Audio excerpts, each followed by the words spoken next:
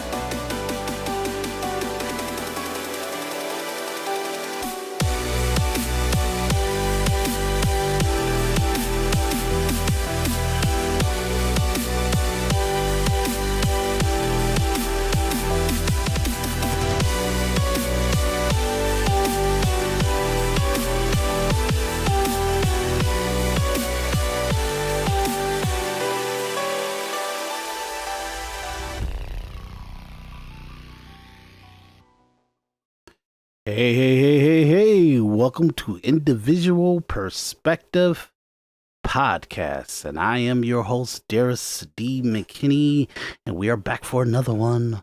This is the hottest thing that's going on. Like I said, the Anton Daniel, this definitely his first quarter of the year. He is the buzz on the internet, you know what I mean? Social media and everything. A lot of things snowballed from him. Whew, I tell you, long day, but we're going to try to knock this out. We got a lot to cover. Okay? Micca.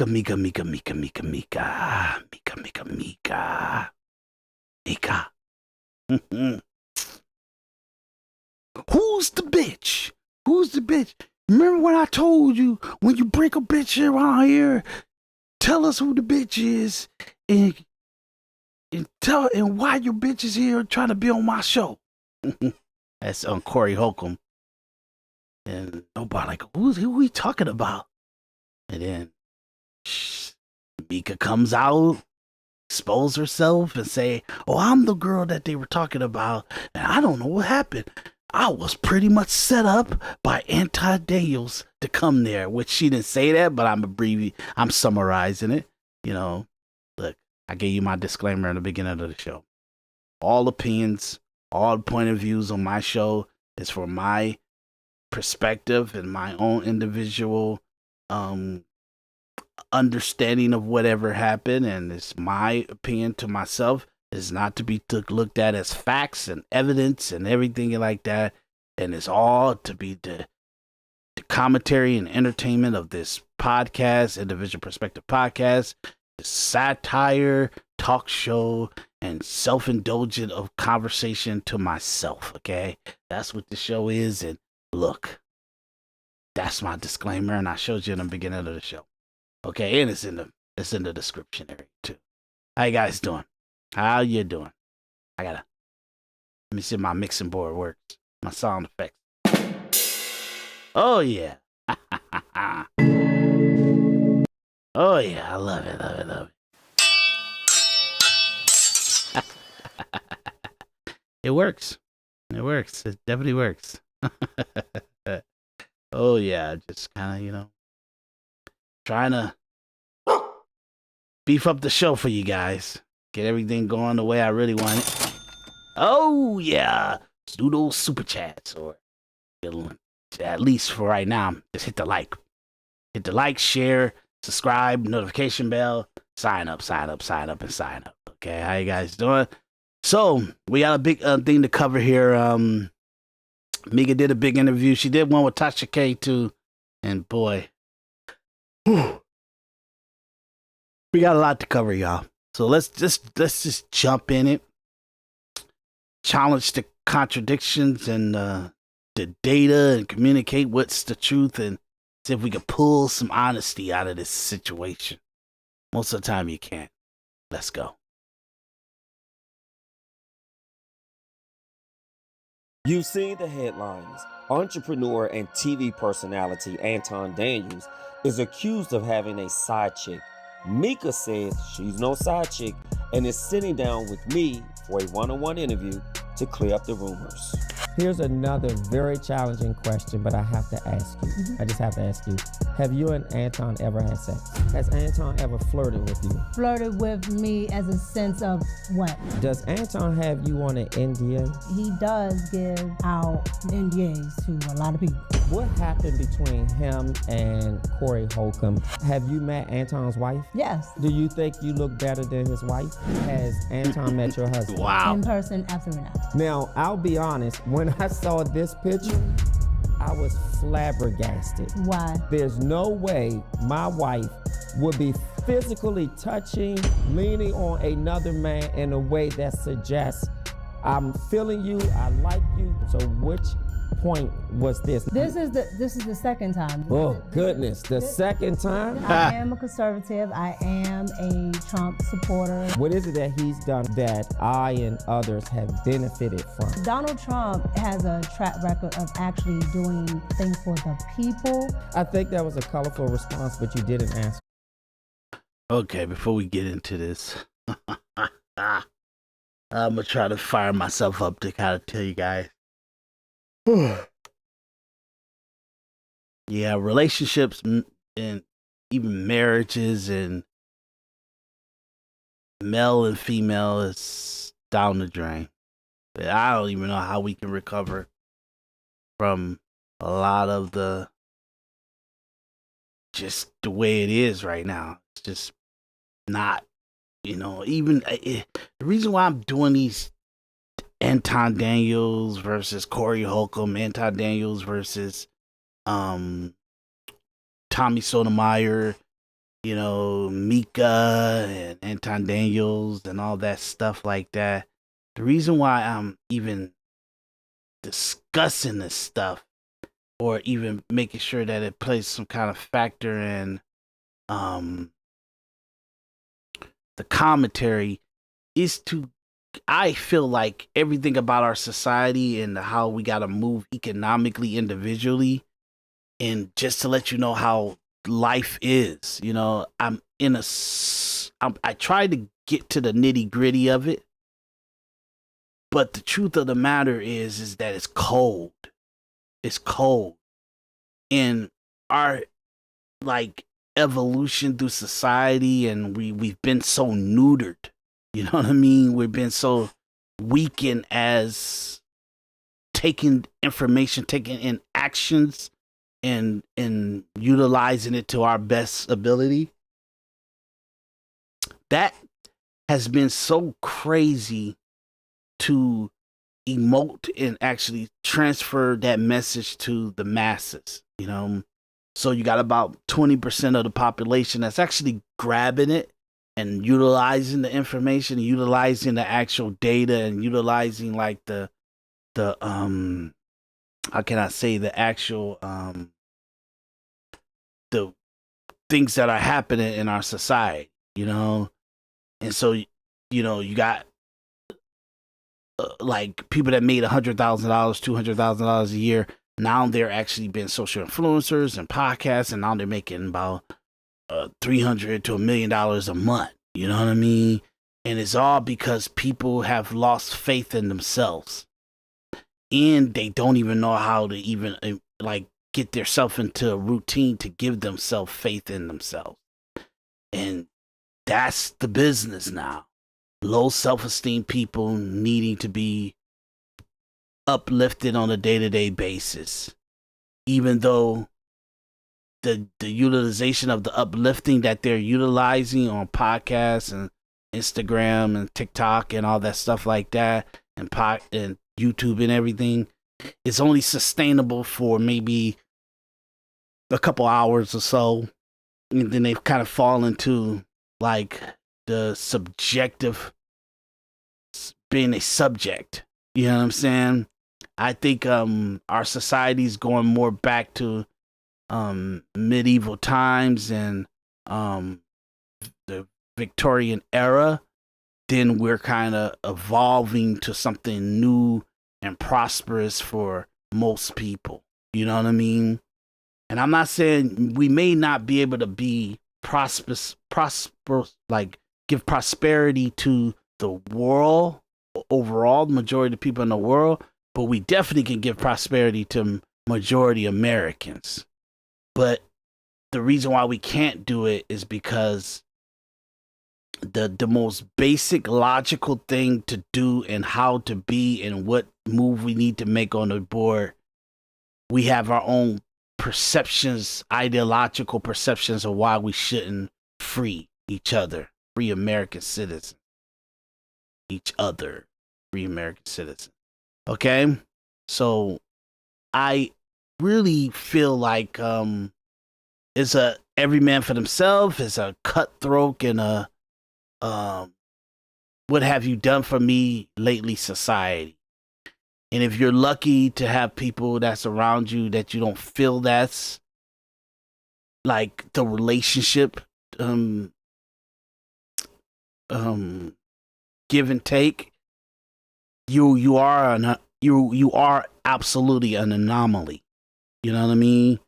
So I utilize a lot of the different things that's going on in our society, the news and all that stuff like that, and I kind of pinpoint my overall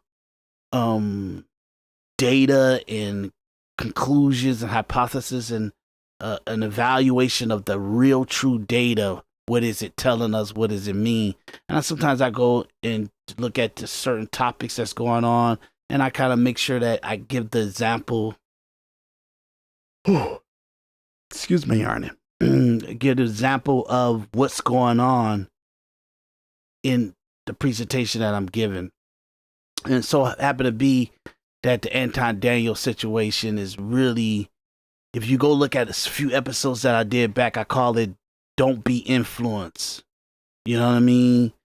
And I feel like people gotta start having self-dignity, self-improvement to themselves, and understand that you have the answers to what you need to do, and you know what you need to do, and you know the tactical stuff that you need to do it. But sometimes we talk ourselves out of bettering ourselves because it's not a behavior that's taught to majority of us. Sometimes the elitists interact with their kids and like that, and sometimes a hard journey may make a person fight to get out of the harshness, and through the process of whatever it took to get out of it may be information to how they improve themselves, and then they may pass it over. But those are very few. The majority are subjects in what's going on in their life. They're doing the best they can to live their life, pay their bills, and try to have something good a little bit in the time that they have on earth and everything like that. And they fail on a day-to-day basis. They fail a lot, or they kind of fall short a little bit. And that's majority of the people are going to go live a full life like that instead of overcoming and seeing the fruits of their labor and really be able to evolve and grow. So how our society is now, only the few can live and grow and experience life. You know what I mean? So if that's how it's going to be for the majority of us, then I want to put it on the record, like, what's the psychosis and what's going on around us, you know what I mean? And what we're interacting with on a day-to-day basis. And, like, you know, I know that I'm more falling under the anomaly because I do crazy stuff, you know what I mean? I accomplish some wild stuff under some extreme circumstances that may not be healthy for me, you know what I mean? But I am aggressive, and I will go for what I'm going for, and sometimes it's that's all I see, and I'm not really worrying about my physicality or my health or stuff like that. I'm just aggressively 24 hours a day going, you know what I mean? You know, so I just wanted to kind of give you guys the context of why I'm going through these deep stuff, because one of the worst things is the formula of life is supposed to be that a man and a woman find each other, and you'll hear me say each other, you'll hear me say I gotta, and I know I need to say I need to, or I have, or something like that. But my grammar sometimes, if I'm exhausted or something, or maybe I'm just talking too fast and I'm trying to just get it outside my head. But anyway, in relationships, you'll find that the missing component is that a man and a woman need to find each other. You know, two people find each other, and they fight the world together. And anything outside their home, outside their union, outside their covering is what they need to make sure that works for them and where they're trying to go and what they're trying to do. But everybody is so subjected to what's outside of their relationship and their coupling that it becomes so much of an equation of how they process their union and their togetherness and their relationship and all that stuff. So you can't really get everybody pretty much have their own agenda, and everything blows up if yours don't complement mine's or mine's don't complement yours.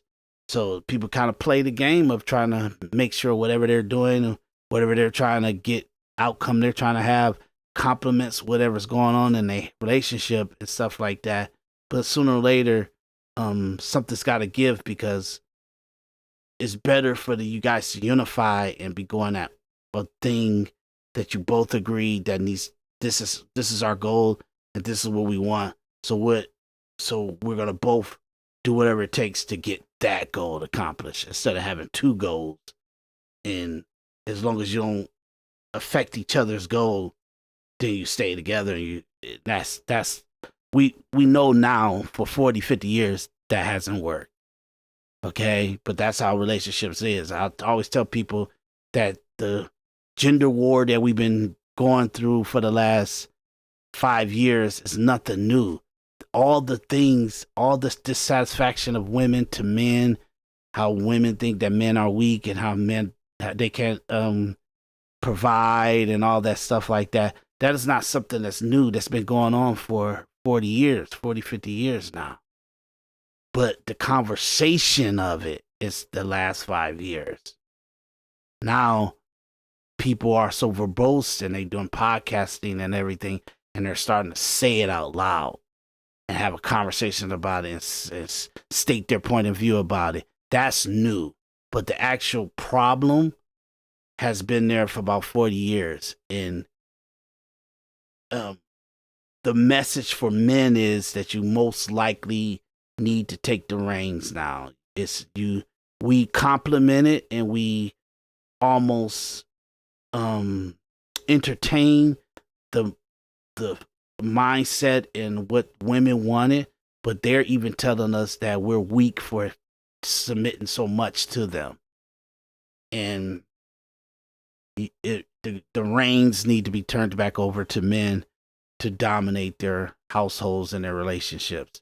I don't think this is ever going to happen. I think we're down the rabbit hole. We're done. I think 2 to 3 generations got to die off before you can rewrite the gender influx or the incompatibility of the genders right now. That's why it's so bad right now. Okay? That's a whole nother thing. Let's get into the show. Let's go. My question. Ask your actual question. This is my show, not yours. I'm not answering this question. Oh, okay. Everybody has a perspective. What's yours? Micca, thank you for being here. Thank you. Thank you for accepting the invitation. The reason why I really wanted to talk with you is obviously the whole incident between Anton Daniels and Corey Holcomb was propagated all over the internet, and your picture came up a lot. And we're going to get into everything that was said about that. But for full transparency, I think the public should know that I used to be your executive producer for a show that I walked away from. But I know you're still a part of it, and I wish you well. More importantly, I wanted to, what, Micca? No, I do. It was a great show. I had my time there, and I really wish everybody well who's still there. But again, because I have a personal relationship with you and your husband, I know you guys outside of the work that I've done with you. When I saw this information, I thought it was important for me to have a sit-down conversation. At first, I thought, should I even delve into what feels messy? But I think there's a deeper message. Mm-hmm. And I had several people who sent me the content in my DM and said, isn't this your girl? Isn't this the young lady that was on a show you used to produce? I said, sure. And I thought about it, and then I made a decision we should talk. So thank you kindly for accepting it. Many people know about you, but some people don't. And I think this is the opportunity to let people know who you are. So I know you from a conservative perspective. Yes. I know that you also have your own show, and you do much around politics, and you're obviously an aficionado of President Trump. So let's begin to tell people about who you are, and more specifically, your role as a conservative. Okay, well, if you guys don't know, my name is Pop Culture Micca, or just Micca. All right, I am a conservative. I am a Trump supporter, voter, whatever you want to call it. That's what I am. However, my conservative views are not based on Donald Trump. My entire family has always been conservative. We've always had just those types of values. And then when it comes to me being an adult, just having the luxury of smaller government, or wanting smaller government, yep. wanting, not to be taxed for every little thing, and just understanding how government actually works. It wasn't a thought for me to not be, liberal. Yeah, do you feel that mainstream media accurately represents conservative Black women? No, absolutely not. I don't think it represents conservative, values or people good at all, but especially not anybody of color. So what's the difference between a person, and I feel like I know this because I'm conservative as well. I am just not a Republican. But what's the difference? Sort of elucidate or explain to the public what's the difference in an individual who's a conservative that isn't a Republican and hold those values, and then one who is a conservative and also happens to be a Republican. That's a hard one because they're kind of inflating, the political party and conservatism. And truthfully, I think both failed this country over the last 15 years. Conservatives, that's what the Tea Party was, you know what I mean? And a lot of Republicans and stuff like that. And what are they conserving? They kind of hoop and holler about conserving like the government, because if you look at Republicans, a lot of conservative Republicans, they don't want more money to go back to the actual citizens and the government to be broken down. You know what I mean? Be like smaller employees for the government. They can't really watch the Department of Justice get shrink down or like, you know, go through a detailed analysis of a consultation or consultant reconstruction and stuff like that.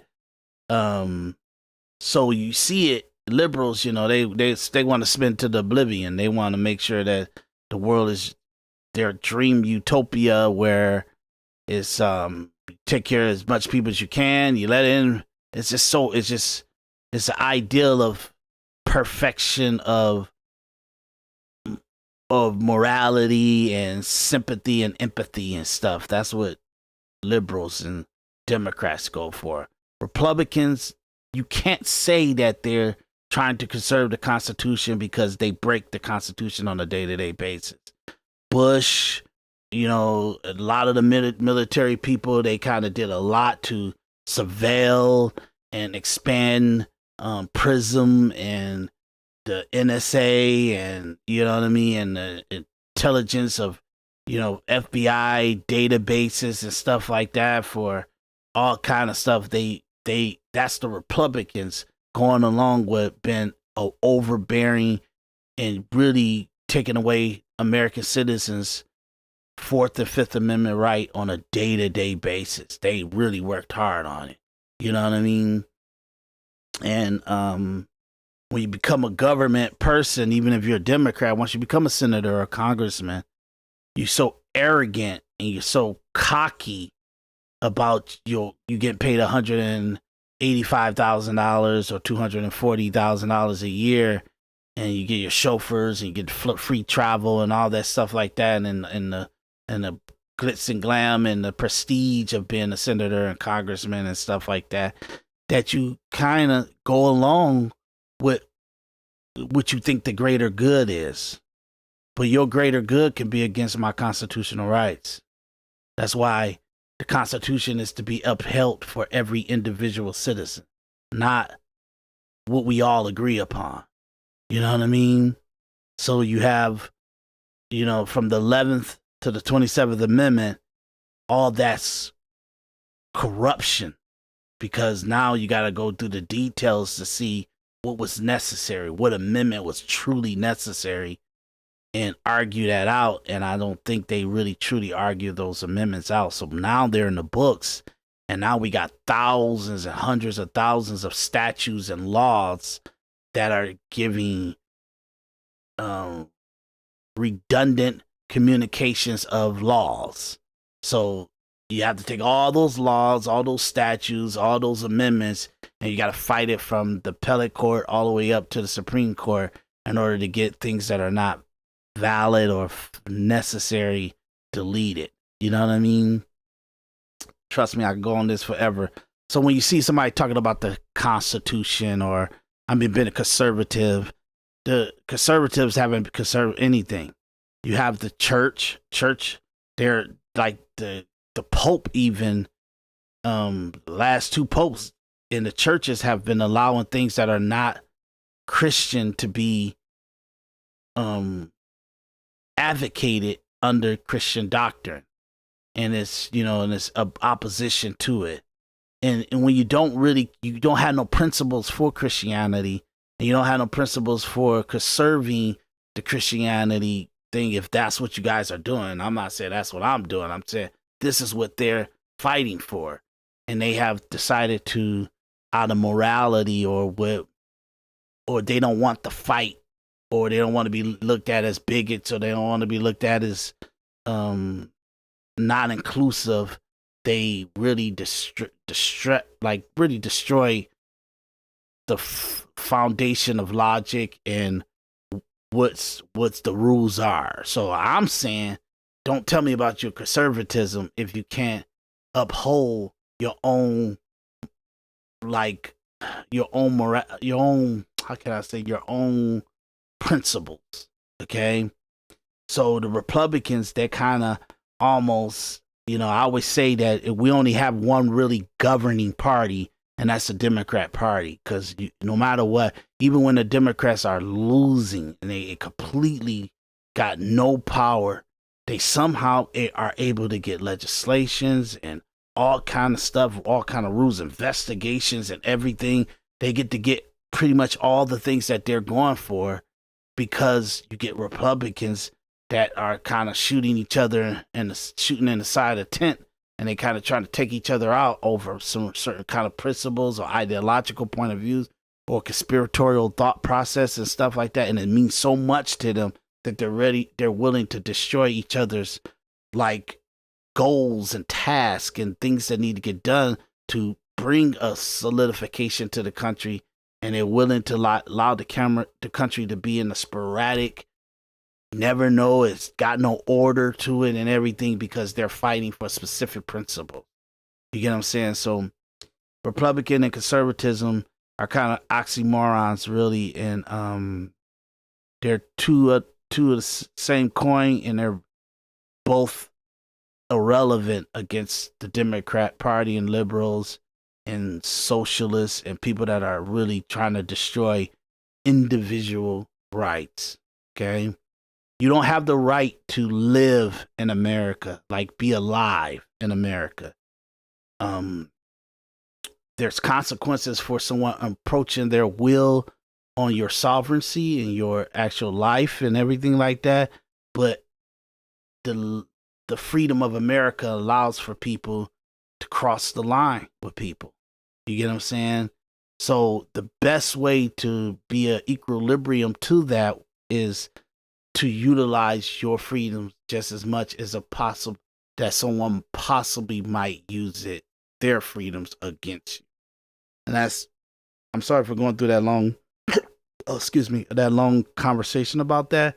But when I hear people and these young and these new conservatives and Republicans, I don't think they understand. I don't think they're equating the bigger picture into the conversation that they're having.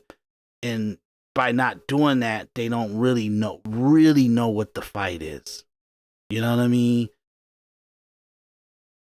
Okay, well, there is a difference. However, I'm what's called a Trump Republican or MAGA Republican, right? So I tend to, because I'm a conservative, I vote Republican, but I am registered as a non-affiliate, because my whole thought process is, you want to make sure you listen to both sides, but in this day and age, liberalism has gone just far to the left. So there's no way I would, be able to vote for that. But I want to make sure that I'm not just voting, Republican just because it's a party that I normally agree with. I vote that way because that's where my values lie. But if somebody is, a part of that party, you have to also still press them. You can't just capitulate because you're a part of that party. So that's why I tend to stay non-affiliate. But most of my values and every time I've voted, it's been Republican. Speaking of President Trump, I know that there was the White House took down a racist video today. By the time this show airs, it would have been much conversation about it. But the racist video was of the Obamas. Their heads were placed on an ape, if you will. What's your take on that? It seems that the mainstream media reported that the president manages his own Twitter account, and about midnight or 12 a.m. sometime is when the video was posted. A video meme, and it appears to be very racist. What say you? Well, and they're taking that out of context. Let me go to the video real quick. Just let me entertain you guys, okay? Okay, so he's in Washington, East Coast, from Mar-a-Lago to Washington to where I'm at, Detroit and stuff like that. And what he said, I just don't think that was accurate, but I want to be right about it. You know what I mean? So let me push this to the screen. Okay. Initiated by a court order, the Michigan investigation team obtained forensic access to a DS200 tabulator, the machine that counts the votes. A Telit 4G wireless chip manufactured in Taiwan was discovered embedded into the motherboard. The voting machine tapes clearly indicate modem engagement and transmission of election data. Some of the anomalies that we noticed in the 2020 general elections, that 5 key states all stopped counting at a certain time in these key battleground states. These were all where the software, Dominion machines, ES&S machines were used, the Smartmatic, the GEMS software. So when the vote stopped counting, and this has been noted in other countries as well, President Trump was significantly ahead. When reporting and counting resumed, there was a massive spike occurred that favored Joe Biden.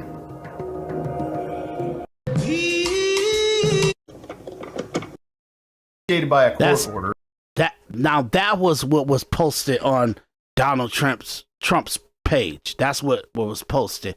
Obviously, somebody did a screen recording of like X, or I don't think it was TikTok, but maybe it was X, and it was maybe a video that he liked. He liked the actual voter fraud of the 2020 election, and he may have told his assistant or somebody,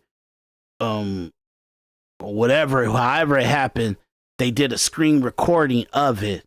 But because of Trump is popular and he got a lot of supporters out there, and they make memes and they make different crazy animations and stuff like that, and they got all that stuff pushed to his algorithm because it's at real Donald Trump, or is it hashtag mega? All that stuff can come at any moment to your actual feed. So as they were recording, they was playing the video, and then it swiped up to the monkey video. You get what I'm saying? It's just their bad luck. You get what I'm saying? So they swiped up to the monkey video. I did this in the previous episode, where I actually did a standalone episode where I kind of talk about this. I call it Slander Trump or something like that, where I kind of go through this and everything like that. But that's how the video. So it only was literally playing on the screen on Trump's post for about maybe a second. See, about a second, 1 or 2, 2. You get what I'm saying? And that's it. The media went to go find the video that flipped that slide up on the feed. You know what I mean? And they made it a story that he had that video posted on his platform, which he never did. He only had this video. Whoever did the screen recording, you could see that as soon as it comes up, they swipe it down to go back to the previous video. But they should have cut that part out, trimmed that part out of the actual clip, and they didn't do that. So now that's why they call him a racist. Said he's talking about Trump, but really it was something that came into his feed, and or whoever was doing the screen recording when they were at the time that they were doing it, that actual post came right into the feed. You know what I mean? It goes back to the beginning of the video once they swipe down. You get what I'm saying? So I'm just giving you context. Make sure that you guys know, even when people like this, they talk, they really don't know like the true factual evidence of what really happened. What did he actually post? What is he's responsible for? You get what I'm saying? And it was just that whoever posted, or if he posted or his assistants posted, they didn't trim out the last second of that video when the video was done on the feed.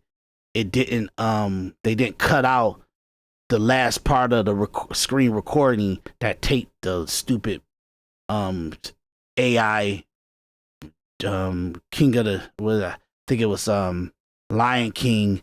And then literally, if you watch the whole video, you see like all the Democrats and everybody, they're animals, and Donald Trump he's the lion. You know what I mean? And it's like the king, that's the Lion King song and stuff like that.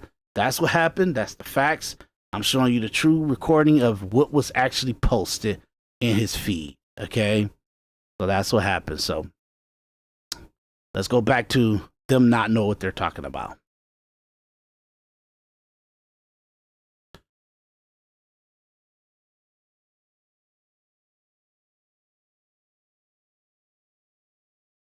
I'm sorry. I forgot to push it back up. Let me bring it back. I'm sorry. My fault. My fault. Let me back it up just a little bit to what she's saying. Was posted a video meme, and it appears to be very racist. What say you? Well, everything that Donald Trump does is racist in the mainstream media's eyes. But when you get into it, the video was, I want to say, maybe a couple seconds long. But the video has all of the Democrats in it, all of them. They only focused on the Obamas because, of course, of the the trope of black people being monkeys or apes or whatever.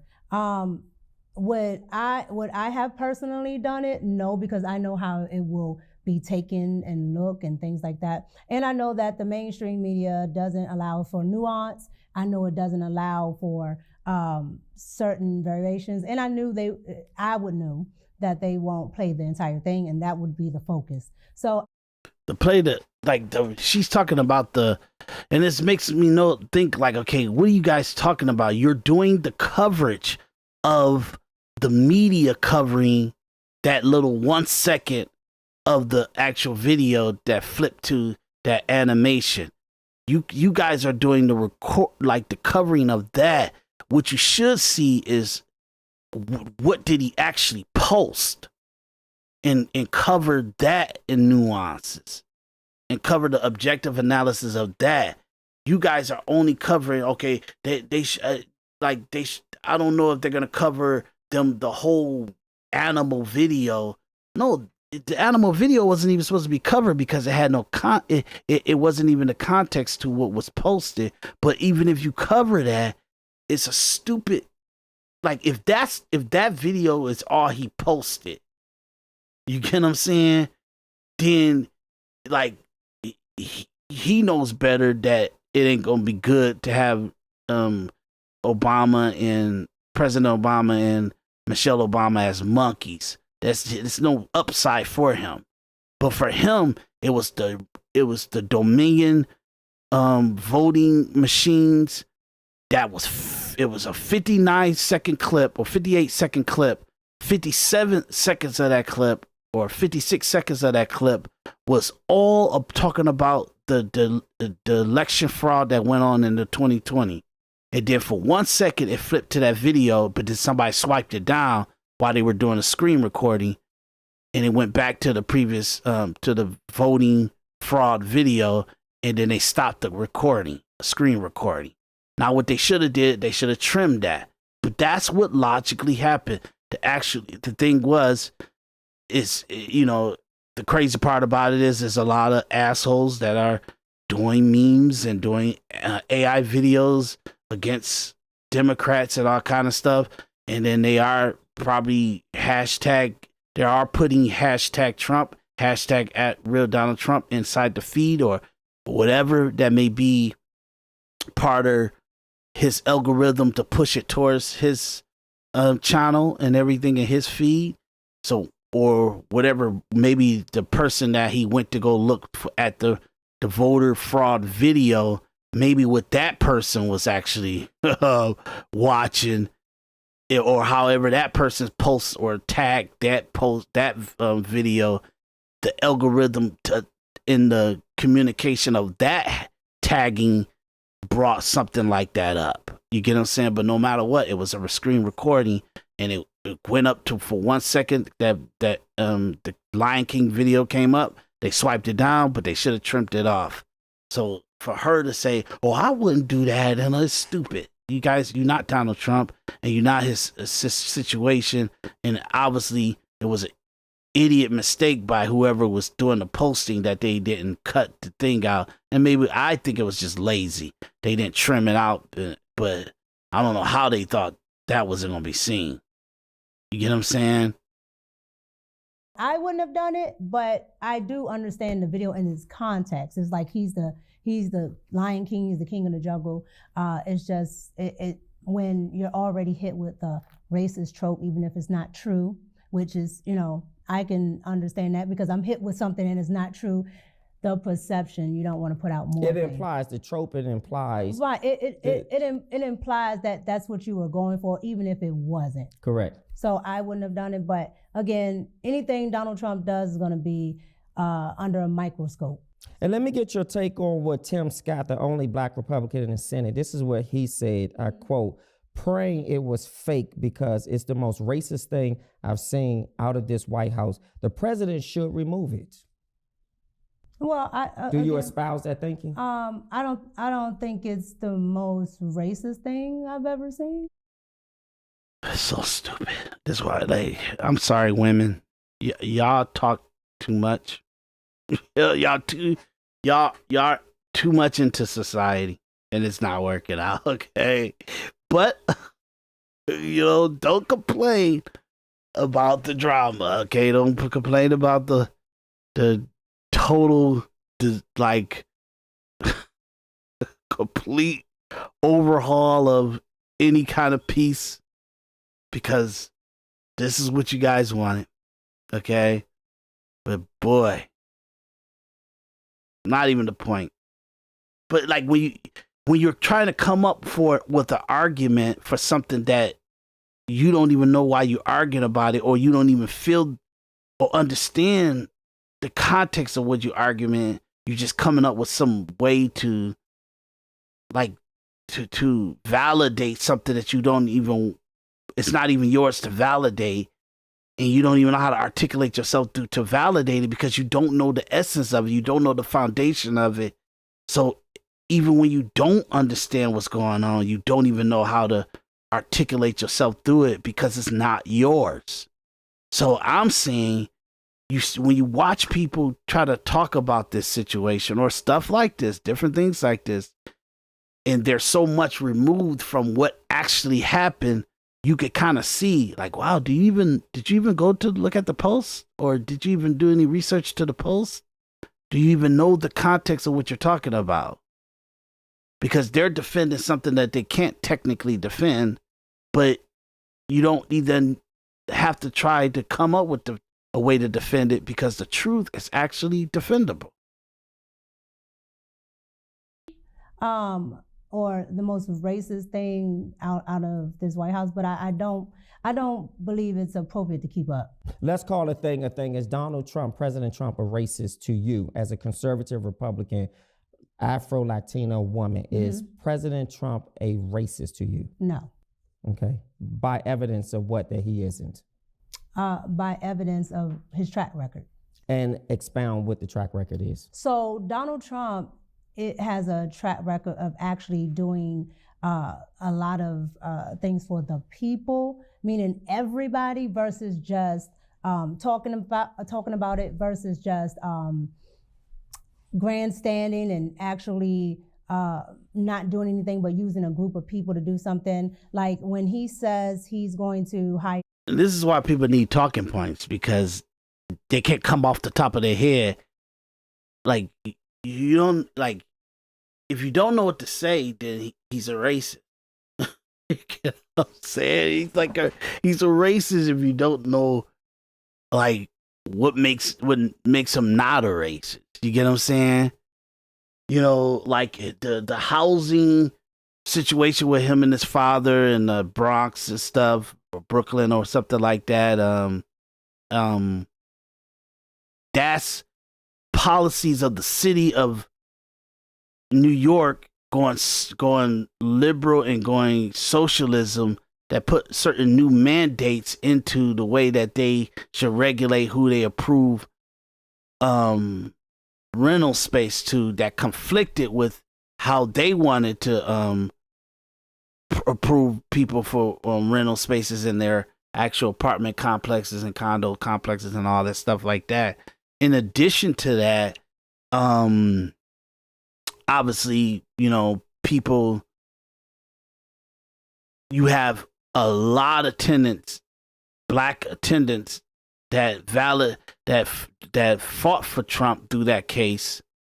And of course, some of the people that wasn't so good at covering their rent and all that other stuff, and maybe had some passive aggressive stuff to the company, they may have said some bad stuff, but it was counteracted with factual evidence from tenants that was there that were black, that spoke highly of them. You get what I'm saying?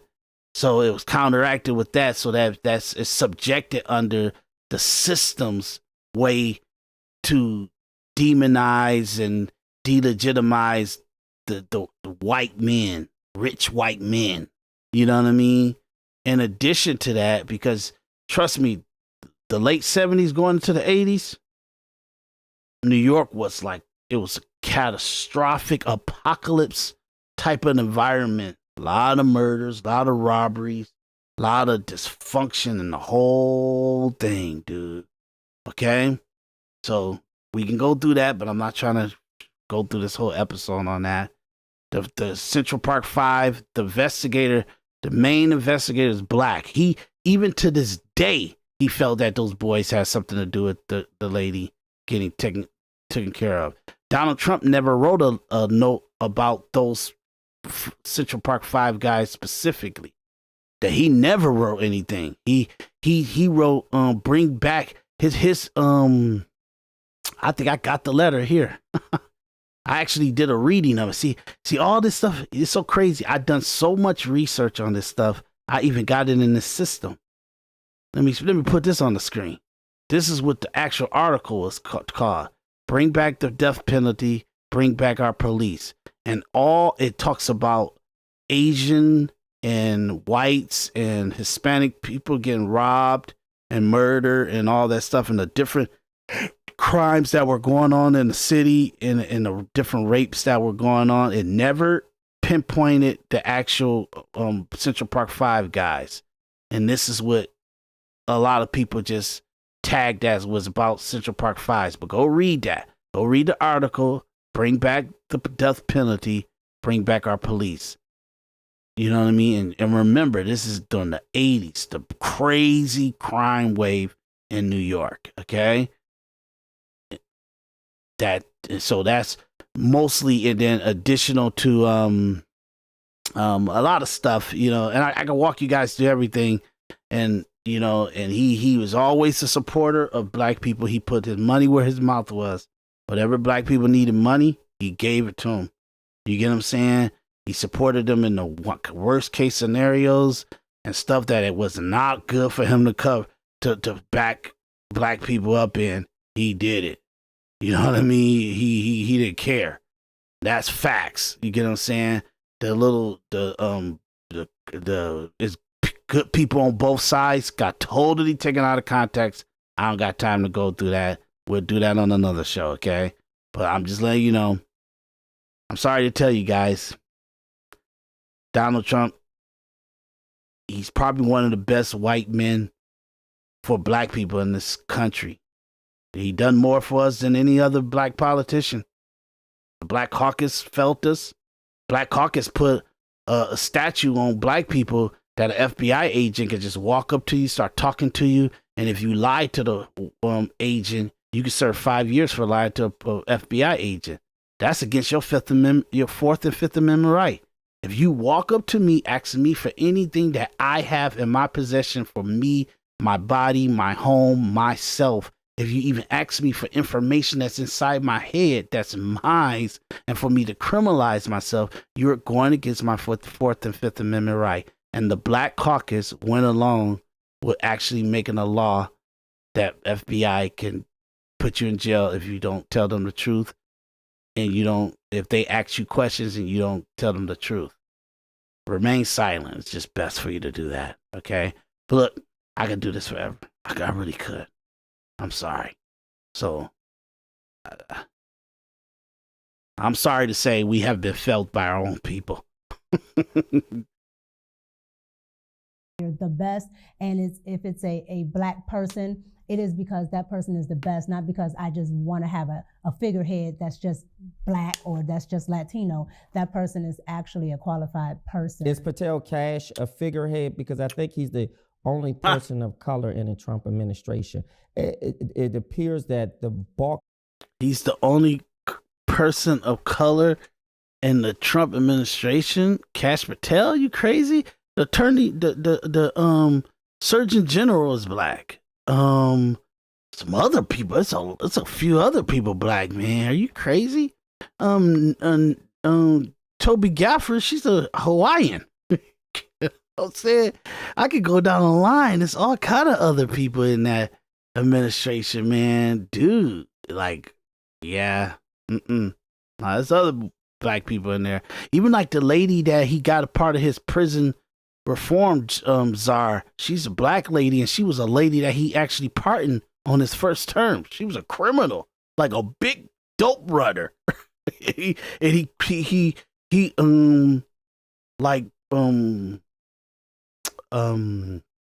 pardoned her, and he put her part of his staff to help reform a lot of criminals coming out of the jail system, and she been helping him from 2000s, like his first term, and she been part of his staff all the way through, and she's his actual his pardon czar in the administration right now. Black lady. Look this stuff up, y'all. The Trump administration is predominantly white. No. So the other person would be the HUD secretary. He's also black. Yeah, who's invisible. The HUD. He's invisible. Yeah. No, he's not invisible. We don't hear about him. Well, the mainstream media, that person is actually a qualified person. Is Patel Kash a figurehead? Because I think he's the only person of color in the Trump administration. It appears that the bulk of the Trump administration is predominantly white. No. Yeah. So the other.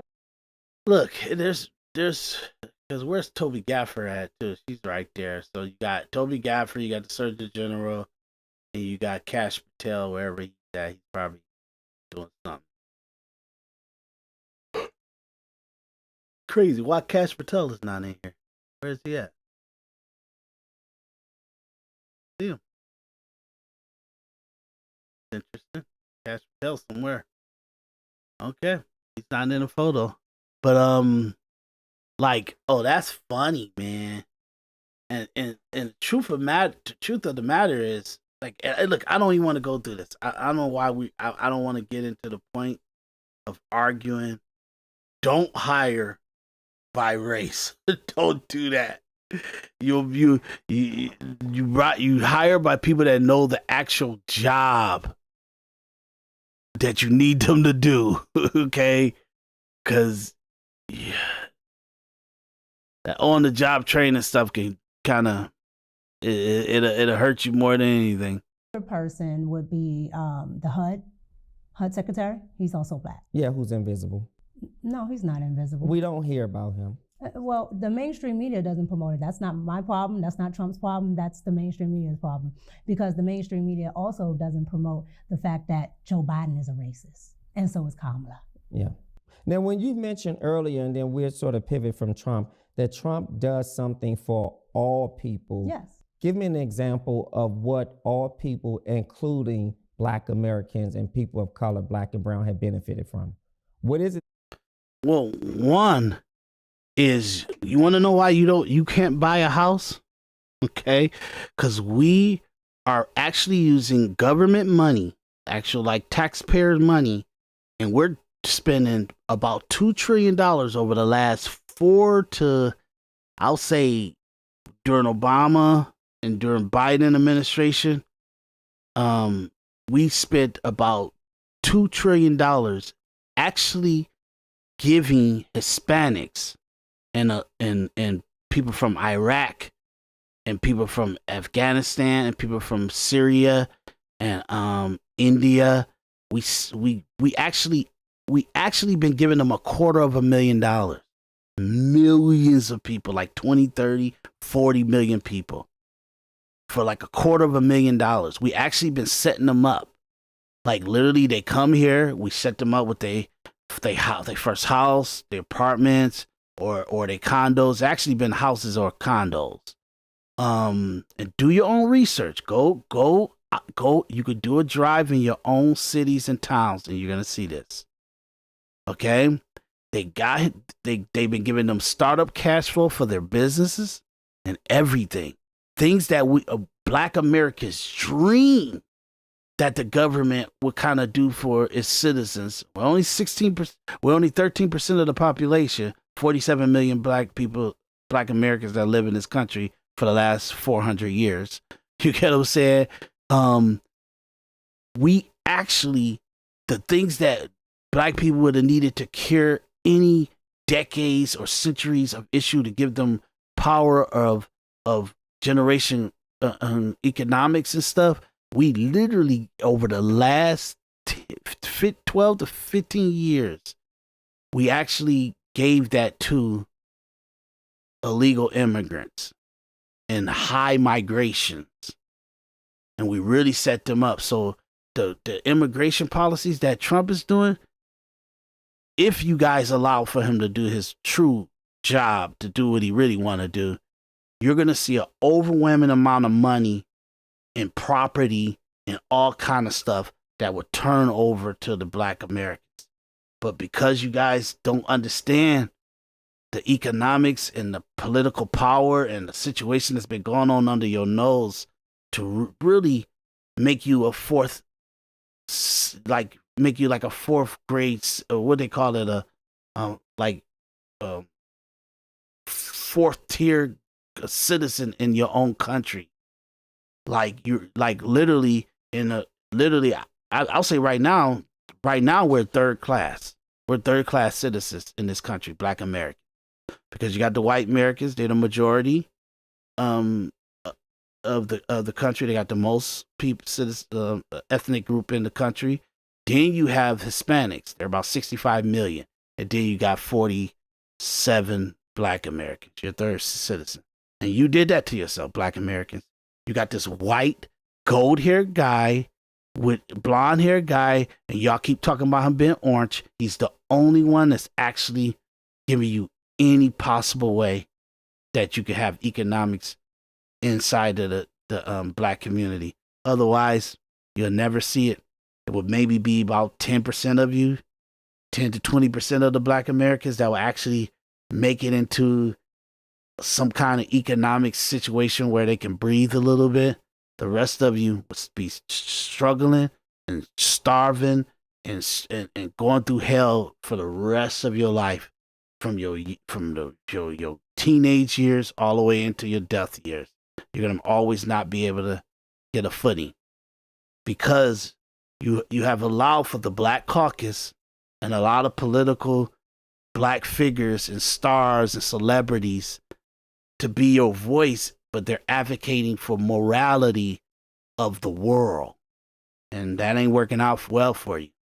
So I can do this all day. Trust me. That he's done for all people that I and others have benefited from? Well, I would say let's start with immigration, because let's be clear, the money that gets allocated to immigrants, especially in places like Chicago, can actually go to Black communities, can actually go to Latino communities. I didn't know she said that, so that sounds good. Legally, okay. Right? Yep, that's real. When you allocate funds to a group of people that are not paying taxes, that don't contribute to the community, and you're not putting them... Well, they say that illegal immigrants pay taxes, which that's illegal. If the government is taking taxes from illegal immigrants, if our government gives any state, any city gives a license, a immigration status, social security number, that's all illegal. That's all illegal. Unless you're naturalized or you're an actual citizen of this country, you're not supposed to have any form of social security, no ID. You're not supposed to have a status in America to even get a job until you become an actual citizen. So that we have this corrupt and illegal process of work visas and all that kind of stuff like that, which work visas are good because we know you're here. You have communicated with the government. you're here actually sponsored by legitimate companies and legitimate American citizens to do whatever you're doing in America. So you're here. We're talking about if a illegal immigrant is working at a restaurant or stores or anything like that. Not supposed to happen. It's all illegal. Look, don't worry. We're so messed up. You can't rewrite this stuff. You can't rewrite this stuff. Trump don't even want to look at what it's going to take to actually kick out all illegal immigrants. He wants it done, but he don't even have the stomach to stand what happened in Minnesota. So there's no way you can rewrite it. You no way you can write this thing right unless you got the stomach, any means necessary. You get what I'm saying? So it's illegal to collect taxes from illegal immigrant. In these white liberal communities, you're putting them in black communities, you're putting them in communities that are already in despair. When you send ICE there, which, if you ever seen an episode of my show, The Red Cup, I've had Chicago Flips Red on. And Chicago Flips Red are all black women, and they are Republican. And they talk about the high taxes that the Democrats are putting on the black liberals there, instead of actually doing fiscally safe policies. All of these things affect black communities, but they don't put that in the forefront. They only put, Donald Trump just wants to get the Latino community out of there, but there are already black and brown people there. And by having Donald Trump sending people like ICE, you take those people out and the resources go back to the people that they were actually meant for, not these illegals that don't have any place here. It's not our job to take care of them. They can go back to wherever they came from, because if it was us in Mexico or any other place around the world, because they come from all over the world, not just Mexico, nobody would care. They would send us back home. I think that was a colorful response, but you didn't answer my question. Because I want to be able to make sure. No, that is direct, because the funds allocated, those are black people. But what I'm asking is, can you anecdotally identify something that President Trump did for all people that myself and other black and brown people have benefited from, or has leveraged us as a community? I'm just asking for an example. But I just gave one. Okay. What is that question? Leveraged us or benefit us for a community? Like the immigration policy, absolutely. White people don't benefit off of small immigration. They don't benefit off of that. They in their own world doing their own thing, and they're in their own economy. The openings of the door openings and the actual opportunity for prosperity of minority people are in like the immigration policies. To take away the overwhelming like flux of immigration, like pleasantries and welcoming committees and all that stuff, and the NGOs and all that stuff, that affects black people today. They'll make money today. They'll have opportunity today. They'll have more houses today. They'll have more apartments today. They'll have more condos today. They'll have more jobs today. They'll literally be able to, if you take care of the legal immigration policy coming from like stop at India, stop the South America, stop Asia, stop all that. If you're not here on a work visa or been sponsored or actually part of an American citizen coming in here, you cannot come in. That would actually help black people today. But let's just put that to the side. You want another one? We are a 90% consumer in the country. Well, at least 2 years ago, before Trump came in, we were a consumer in actually his first term, but really you could really see it. Like Gretchen Whitmer, the governor of Michigan, actually stood by and supported Ford, GM, and Chrysler to build a major manufacturing utopia in Mexico. We allowed a lot of our manufacturing of automobiles go to Canada. That's why you've seen a lot of economic stuff, and even buyouts for employees of Ford and GM and all that other stuff. Trump put a tariff on all of them, told them, nope, if you don't make all the cars here, if you don't bring all those factories back here, I'm going to tariff you 25%, 50% on every car you try to bring in here to sell it to Americans. Because we're exporting our manufacturing, our jobs to Mexico and Canada, and we're going to sell the product back into our country because who's the most car buyer? Americans. We buy the most BMWs, we buy the most Range Rovers, we buy the most German cars, we buy the most Asian cars, we buy the most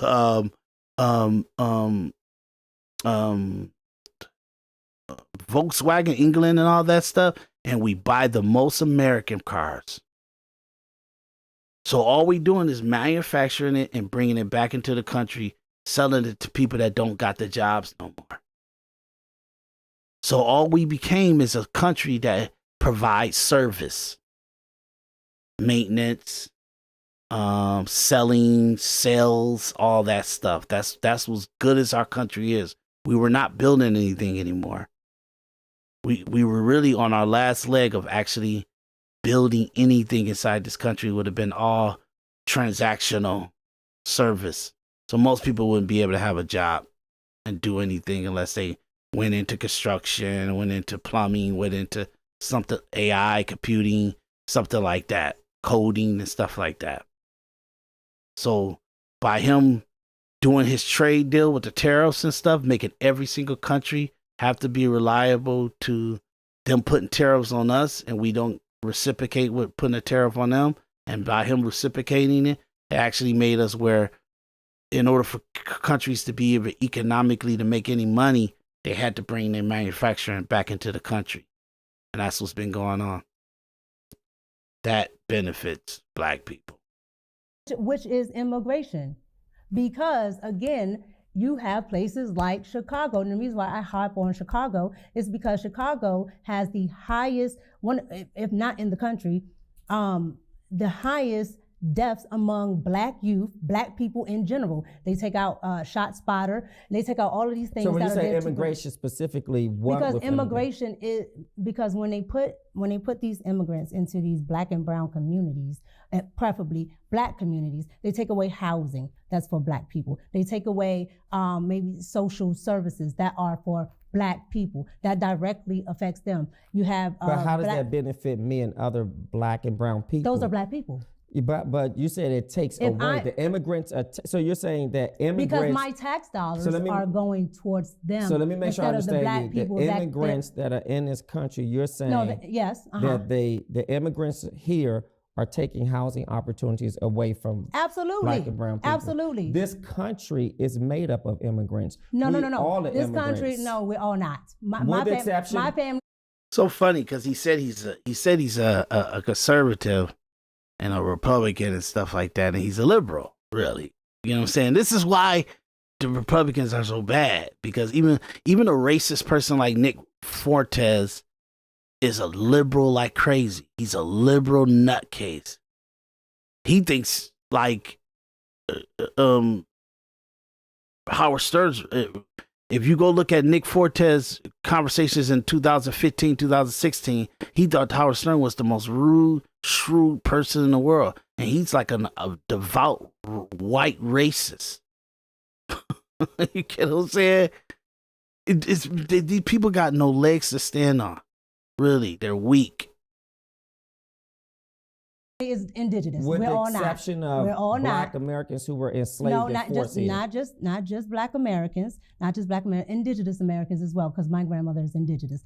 I am not an immigrant, and neither is my family. So again, they're not here. They're not from here. There's nothing wrong with immigrating here, But there are other people, including other Black people, including other Latino people that came here the right way, that paid all of this money. You get to jump the Rio Grande and think I'm supposed to have sympathy for you. Let me ask you this, and then we can move on. Do you think white ethnic people in this country are immigrants and also usurping opportunities from Black and brown people? Absolutely. Okay, so you have like the Ukrainians.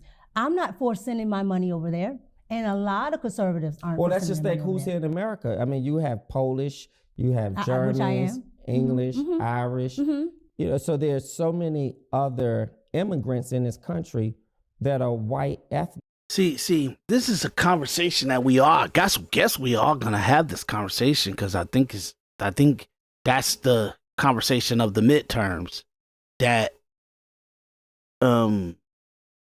America's trying to, and Trump supporters and, you know, people that voted for Trump in the last election, they're fighting for rules and laws of stolen land. You get what I'm saying? Like they're trying to set an agenda.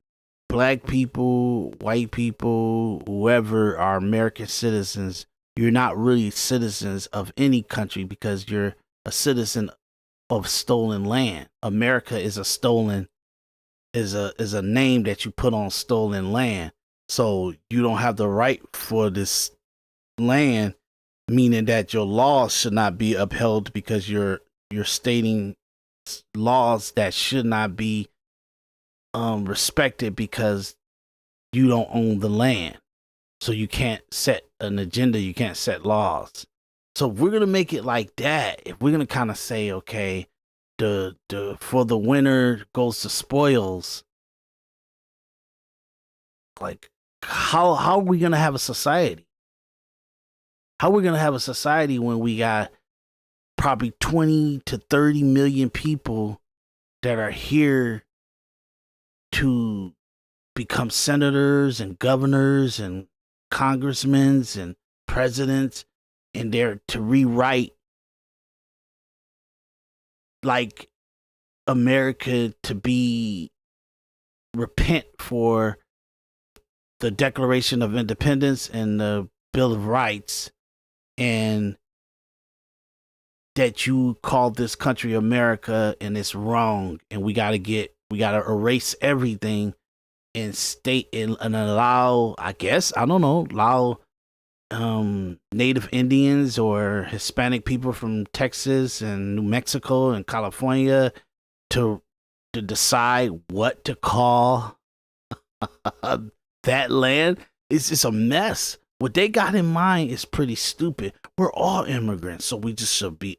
So you can't regulate who comes into the country. Then we got a unstable situation that we're fighting for.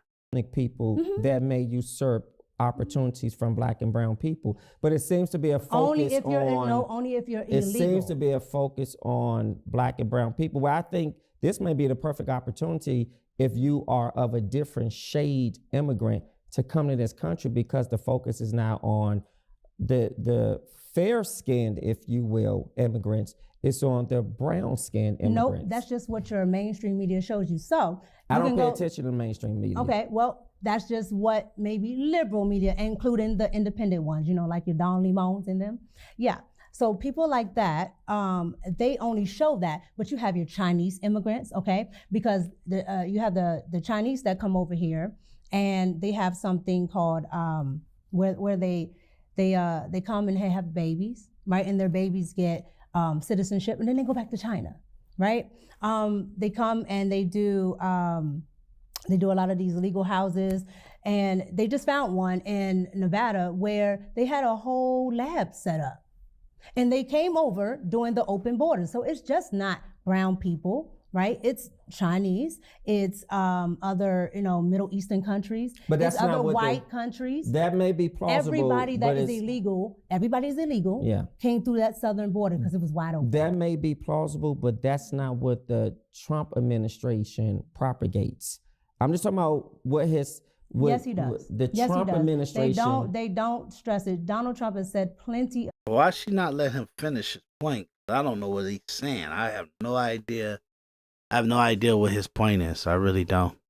She gotta let him finish saying what he's saying because it sounds idiotic.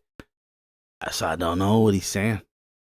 Of times, and again, I use the most notable ones for liberals, right? Which is the Ukrainians. He didn't want to send any of our money over there, and you know who wanted to? The liberals. And I know why, because you have people who benefit from that. People in the Democratic Party and some rhinos in the Republican Party that benefit from sending our money over there. Fair enough. All right. What do you think most people feel about Black and brown conservatives? When people hear that you are a conservative or they hear that I'm a conservative, what do you think Uncle the Tom. misunderstanding is? I think Uncle Tom. the misunderstanding is saying that you're trying to sell out. I'll say this, maybe I'll clip it too, okay? Look, y'all, you can't solve a problem unless you know what the problem is, okay? Let's just keep it very, very basic, okay? Over the last 4 or 5 years, liberals decided to spend $3 to $4 trillion on illegal immigration, COVID policies that actually didn't help manage it or anything, but it made medical companies and like hospitals not have to buy gowns and masks and supplies for 2 years or so. They was funded by the government, really. And so all that money that got spent to make and then they actually passed another $2 trillion to give to liberal in different states to make sure that they're economically solvent. They took that money and gave senators and congressmen of states, representatives and governors, and the government employees of actual states and stuff. They gave them raises and all the other stuff. So I say, if you want a good America, if you want to have great citizenry, if you want to put people in a better position to move forward from the pandemic and all that, you're going to need to pay off the $2.2 trillion of debt, credit card debt, school debt, stuff like that. That gives sovereignty back to the actual citizen. You know, it's almost like a born again. And they say they can't do that because that will free the American people a little bit too much. But we're willing to send it to Ukraine, to Israel, to Iraq, to India, to Syria. We're willing to give it to illegal immigrants to come here and set them up, but you won't make the American people sovereign. You get what I'm saying? So when you look at stuff like that, you got to know who your enemies are. And the truth of the matter is, playing the game and following the rules will hurt you faster than anything. I don't make this stuff up. This is what everything, if you open your eyes, this is what everybody's doing. You get what I'm saying? Everybody's doing. Everybody's railroading each other, and only the strong and ruthless survives and floats to the top. Get what I'm saying? So, in the worst case scenario of all this stuff, you got to understand that the worst thing black people can do is not understand that your ancestors died for the prosperity and ability that you could be having now if you didn't subvert yourself to illegal immigrants. But for some reason, black people have decided to neuter themselves and subvert themselves and submit themselves to the needs of strangers outside the country and for their well-being. And we did this already in the 80s, we did it in the 90s, we did it in the early 2000s, and we're doing it again right now. And this is the last chance. We're technically on the last possible 3 years that you will ever be able to give prosperity to Black Americans. We're done after this. I think it's over already. I said in 2015, Donald Trump fighting for a dead country. It's gone. You get what I'm saying? But keep that in mind. To white supremacy. Okay.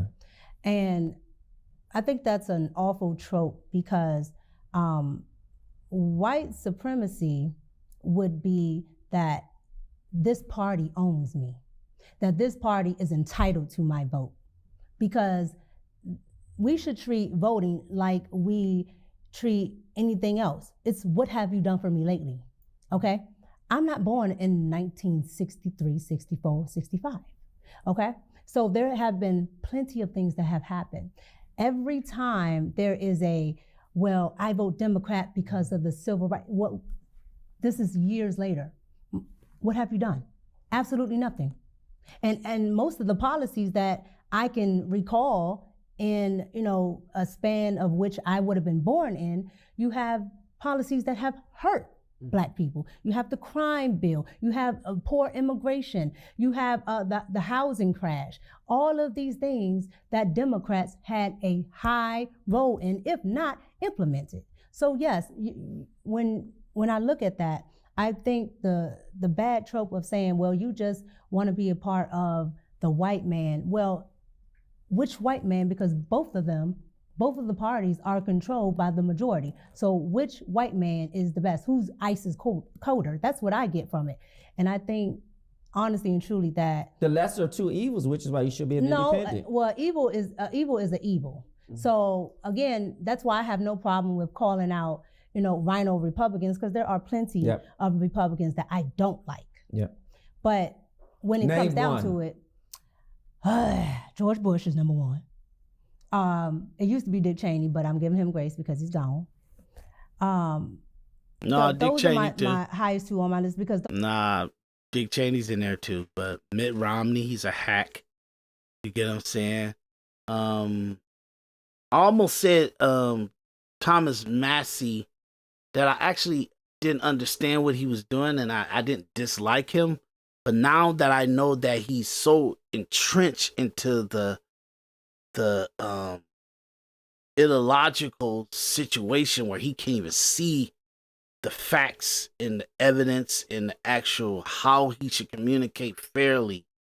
He can't even be fair. He can't be objective. I would say Tom Massey. People like Marjorie Taylor Greene, because she doesn't even understand that whatever you think is going on, that ain't what's going on. But at the same time, you got the evidence in front of you to know what's going on, and you can't even see it that you've been had. Additional to people like that, I don't like Sean Hannity. I don't like, even Candace Owens a hack now. You know what I mean? We're gonna keep the politics, talk about the politicians and stuff, like self-destructive people like Rand Paul. You get what I'm saying? Lisa Murkowski, she's terrible. I'll stop. Those two impacted my generation, right? There are others, but again, just like with Democrats in the past, I look at what's in my generation, and I think the George Bush era was just a horrible era. I mean, because it ushered in a lot of policies that took away a lot of freedoms, like the Patriot Act and other just ridiculous policies. All right, so let's get into Anton Daniels. Here's my thinking with your vast erudition or knowledge in politics, was that the connection or bond? Because as I understand, he's a conservative, and much of his rhetoric, if you will, is political. Correct. Is that fair to say? That's fair. That is fair. Was that the bond or the connection between you and Anton? Absolutely. So I was a watcher of Anton's content way before, I actually knew Anton. So that is one of the bases of my connection with Anton, and also the financial conservatism too, because Anton knows a lot about financial decisions. Okay, and how would you describe your political relationship with him? Political relationship, what do you mean? Yeah, so is it primarily the relationship or the friendship you have is primarily about politics?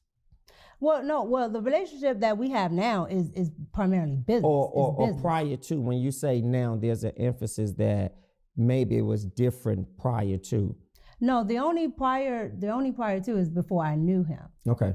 So before I knew him, of course, I'm a consumer at that point. Yeah. So I'm, looking at Anton, like I said, from the conservative politics and the fiscally conservative shows he used to have. Yeah. And what was it that caught your attention to stay connected to the work that he does? Before I knew him? Yep. Oh, you said you was a consumer of his work. Yeah. It would be like the Millionaire Morning Show. That's actually what I did watch. I didn't know Anton's other shows until we started working together. Sure. But the Millionaire Morning Show, it has, like I said, it has different components of news, financial information, politics, sure, and a little bit of pop culture, which is my lane. Yeah, and even with that being your lane, how did the lanes collided, if you will? Meaning that at some point, either you reach out, you email, you DM, you say, hey, this is great work you're doing. It's something that I'm interested in knowing more about. How was that establishment? So Anton reached out to me. Sure. And he asked. Well, let me ask you this, just for clarity for the public. When you say he reached out to you, so if you're a consumer of his work, how does he know to reach out to you? He doesn't know to reach out to me. So how? It just happens that, well, I watch a lot of people. Sure. Online, but it just happened that he emailed me. I have my email up on my Instagram. I have it up on my Yeah, but that's what YouTube. I'm asking. How did he know? How did he establish connection with you to know to email you? Well, from what he told me, somebody sent him my work, and so he wanted to work with me, so he emailed me. Okay, so someone sent him your information, and then he decided to reach out to you. Mm-hmm. Somebody sent him my content, and he decided to look me up. He got my email, sent me email. And if you can be transparent, what did he say in the email, or what did he say that established your interest to move to the next step?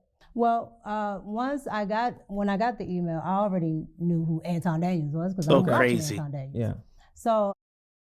So she can, cause look, she did a lot of these, and I'm telling you, we're gonna be here for another second half, because I want to bring in certain things to what she's saying, so I won't take up too much time.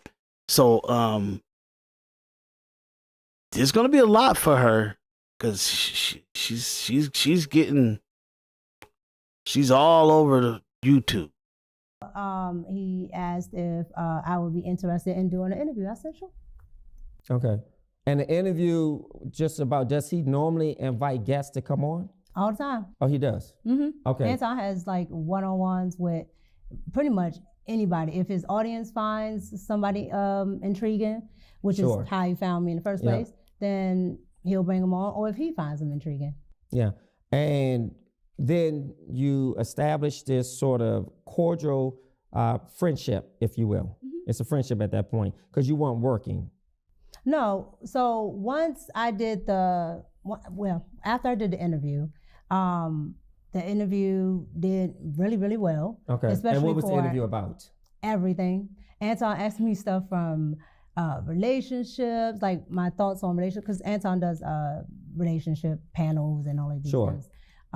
So from relationships to politics to whatever he can come up with. So it wasn't really a targeted subject, if you will. Nope. It was just, I want to have you on and I want to interview you about whatever comes to mind or whatever he is interested in talking about. Correct. Some people would say that's a cake bake. Do you feel it was? What's a cake bake? A cake bake is when I have a sort of a hidden agenda, if you will, for reaching out to a specific person, sort of making you believe that it's one thing and it could be something else. I may have insidious characteristics, and then once I'm able to lure you in, if you will, I sort of cake bake that situation, meaning that now I have your attention and I have you a part of my space, if you will. Well, I've never heard of that, but Cake I bake. mean, That's why there could be, I think- there could be people, yeah, I think that's there a could be people that talk can, but perspective. I can tell you right now, Anton was always like straight on for it, professional. Like there was really No, I'm not questioning his character. I'm just saying like there's Yeah. nothing really that would fit into what you were, what you're describing. Yeah. So to you, based on my definition of cake bake, inviting you to come onto the show to have a conversation about no particular topic, or at least a topic that he would serve as a prowess, did not feel like a cake bake. No, because, and especially, and let's be clear, especially in the independent podcasting space, Sure. some podcasters are, particular.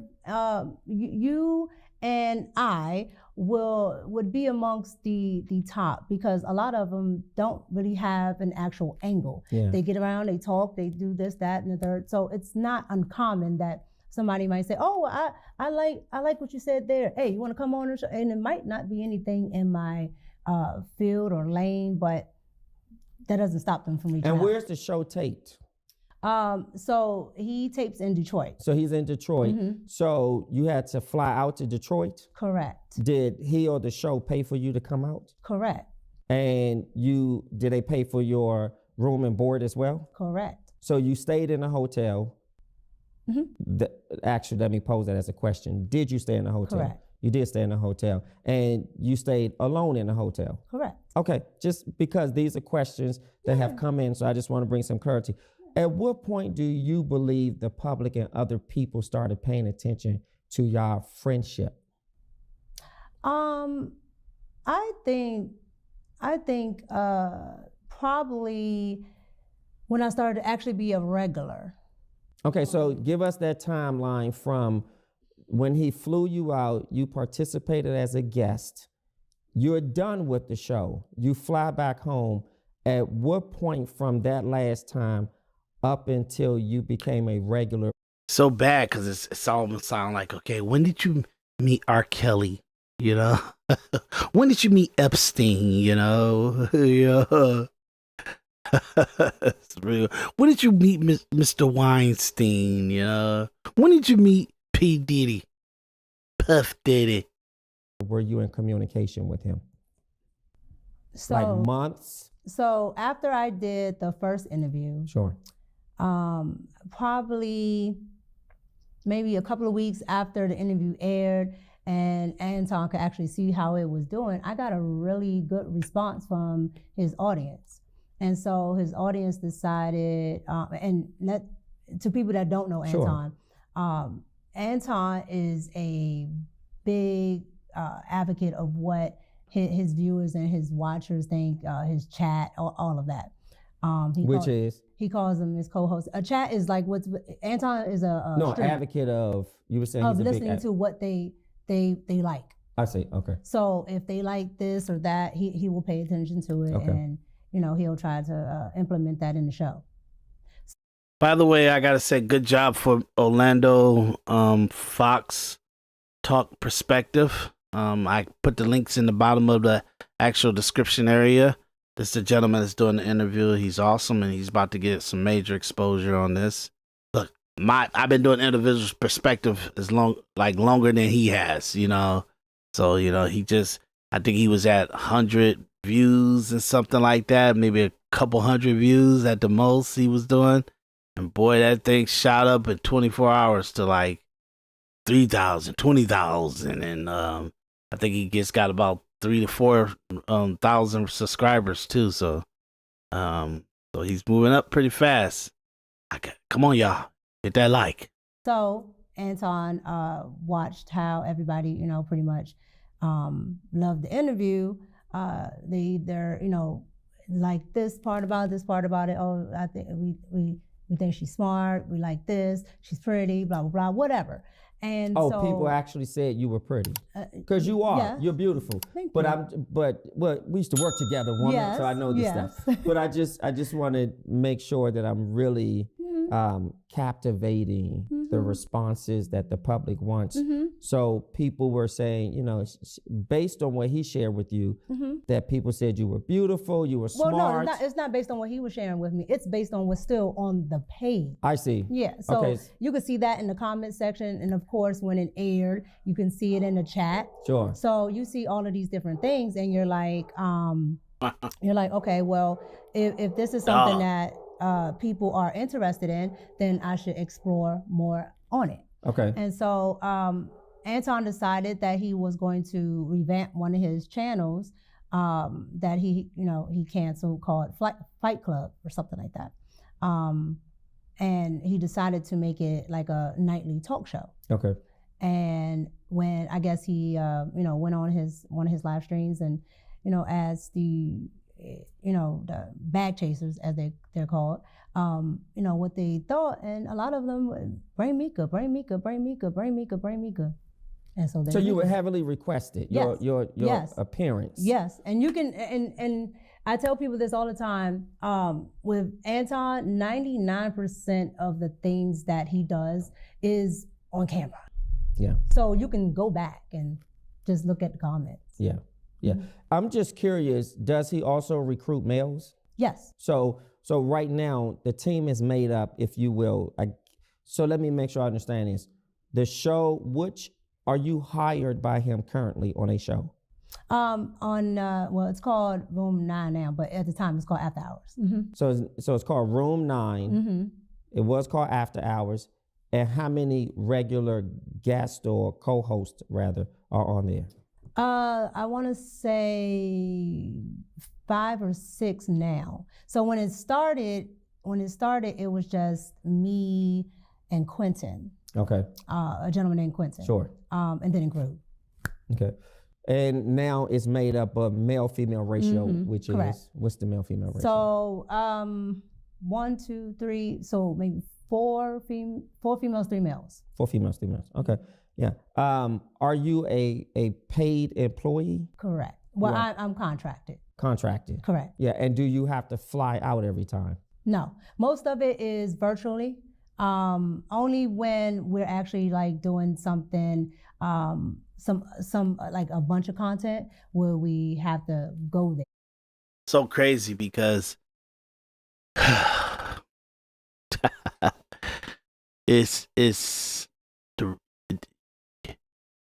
you get into these conflicts and stuff, and even I remember the beginning of the year that Anton, one of his first shows of the year, he said, "Oh man, we've been together for 2 years and we haven't lost anybody. We haven't lost anybody yet," and stuff like that.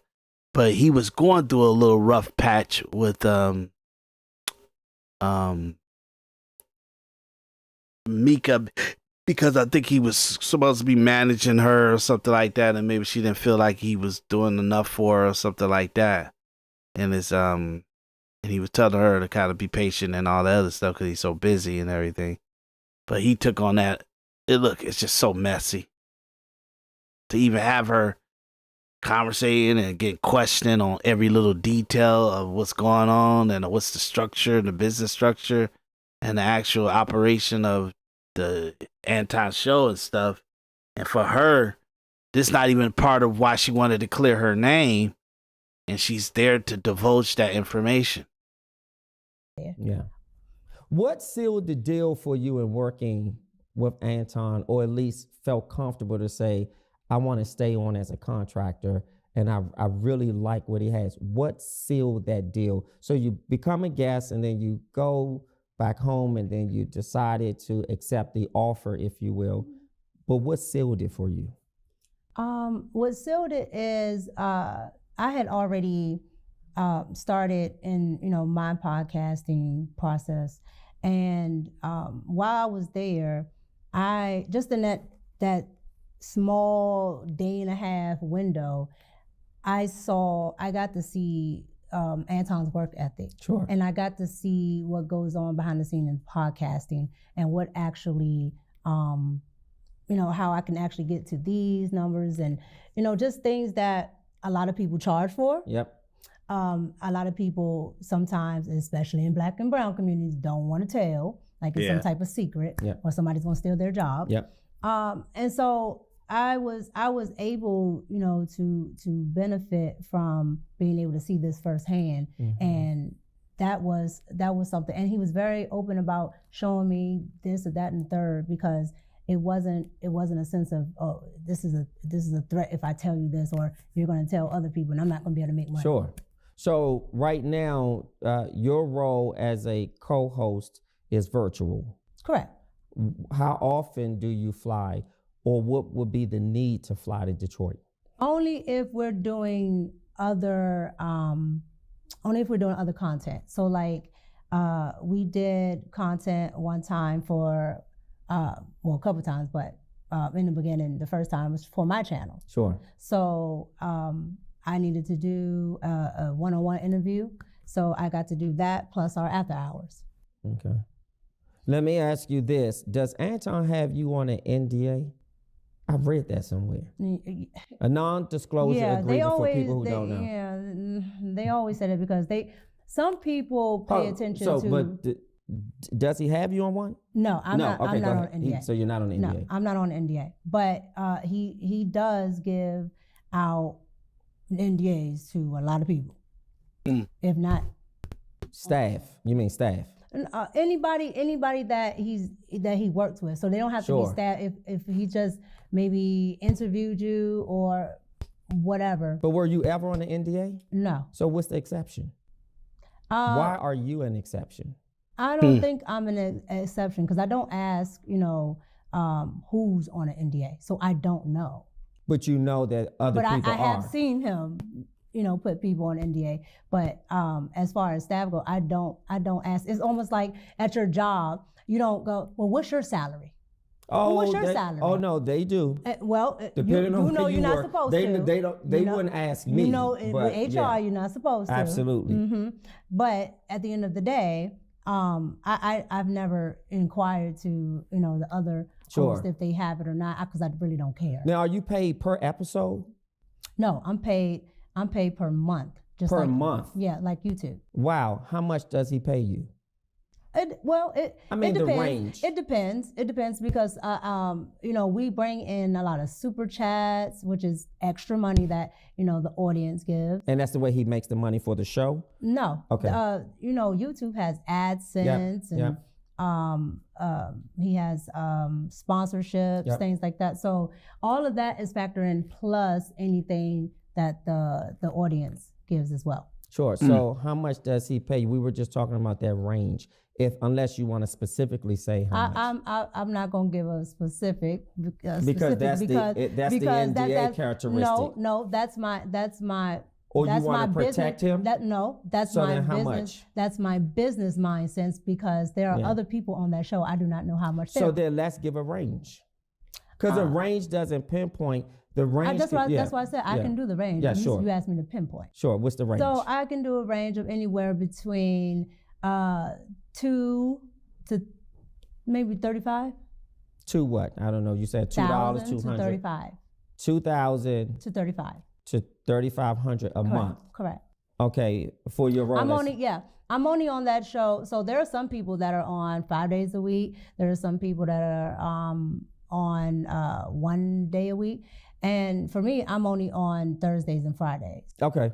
So Thursdays and Fridays, you make a good amount of money just for Thursdays and Fridays? Correct. Yeah. Let's get to the meat and potatoes of what's been out there. Mm-hmm. So I understand that Anton is married. Is that correct? Correct. And you're married. Correct. Correct. Have you met Anton's wife? Yes. How would you describe her? She's when I say probably one of the nicest people I've ever met in my life, that lady is probably one of the nicest people I've ever met. Mm-hmm. Yeah. And has Anton met your husband? In person, absolutely not. He has not met him in person. Has he met him over the phone or in DM? What other form of introduction when you say not in person? Because a lot of people assume that,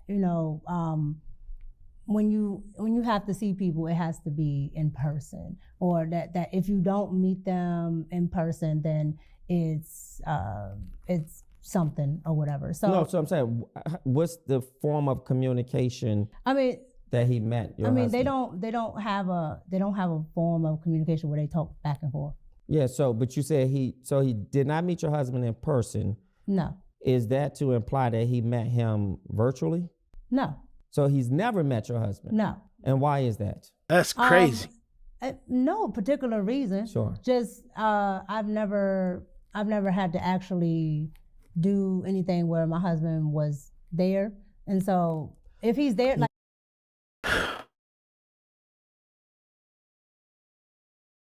And look. It's, I told you guys, it's over. It's over. Like, women are in the workforce, and they, like, see, my problem is that she's contradicting herself. She advocates for being a suitable, duly ordered wife, like she's in order, she's in function, she's submissive to her husband and all that other stuff. But she thinks that it's okay for her to go out and do some hip hop stuff, to have a hip hop dance and singing and a podcast career, that she's not beholden to her husband's will to what she does. You know what I'm saying? Like, he is your husband, so he should be the one to decide if you can even do any of this stuff or not. And you just gotta adjust to it. But she has built herself where she and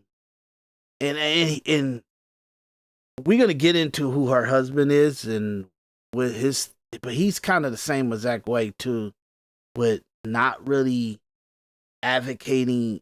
Like, she's not showing her husband on social media, and he's not showing her on social media. And maybe it's because of what she's doing in social media that he don't want a lot of noise coming into his personal life. But once she's out there, it's coming. It's coming. The more exposure she gets, people want to know who she is and are you human? And that's why they go into your personal life. So for her to say that she been messing around, I mean, she been working with Anton Daniels for 2 years.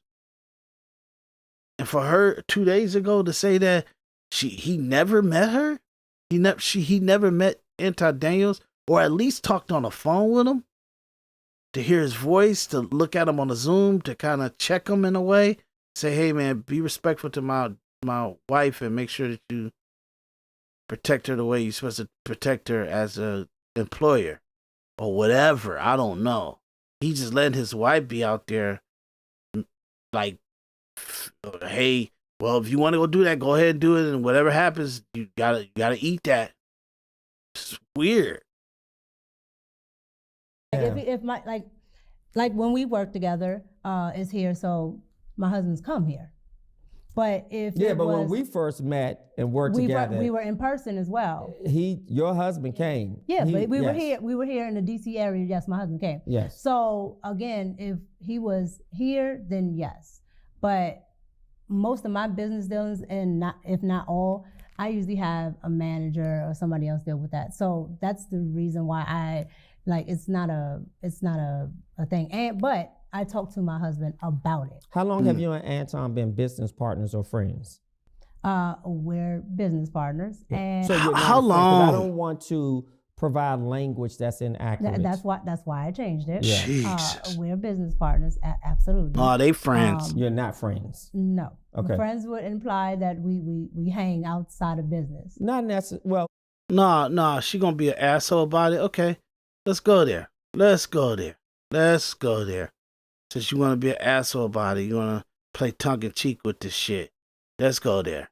Okay.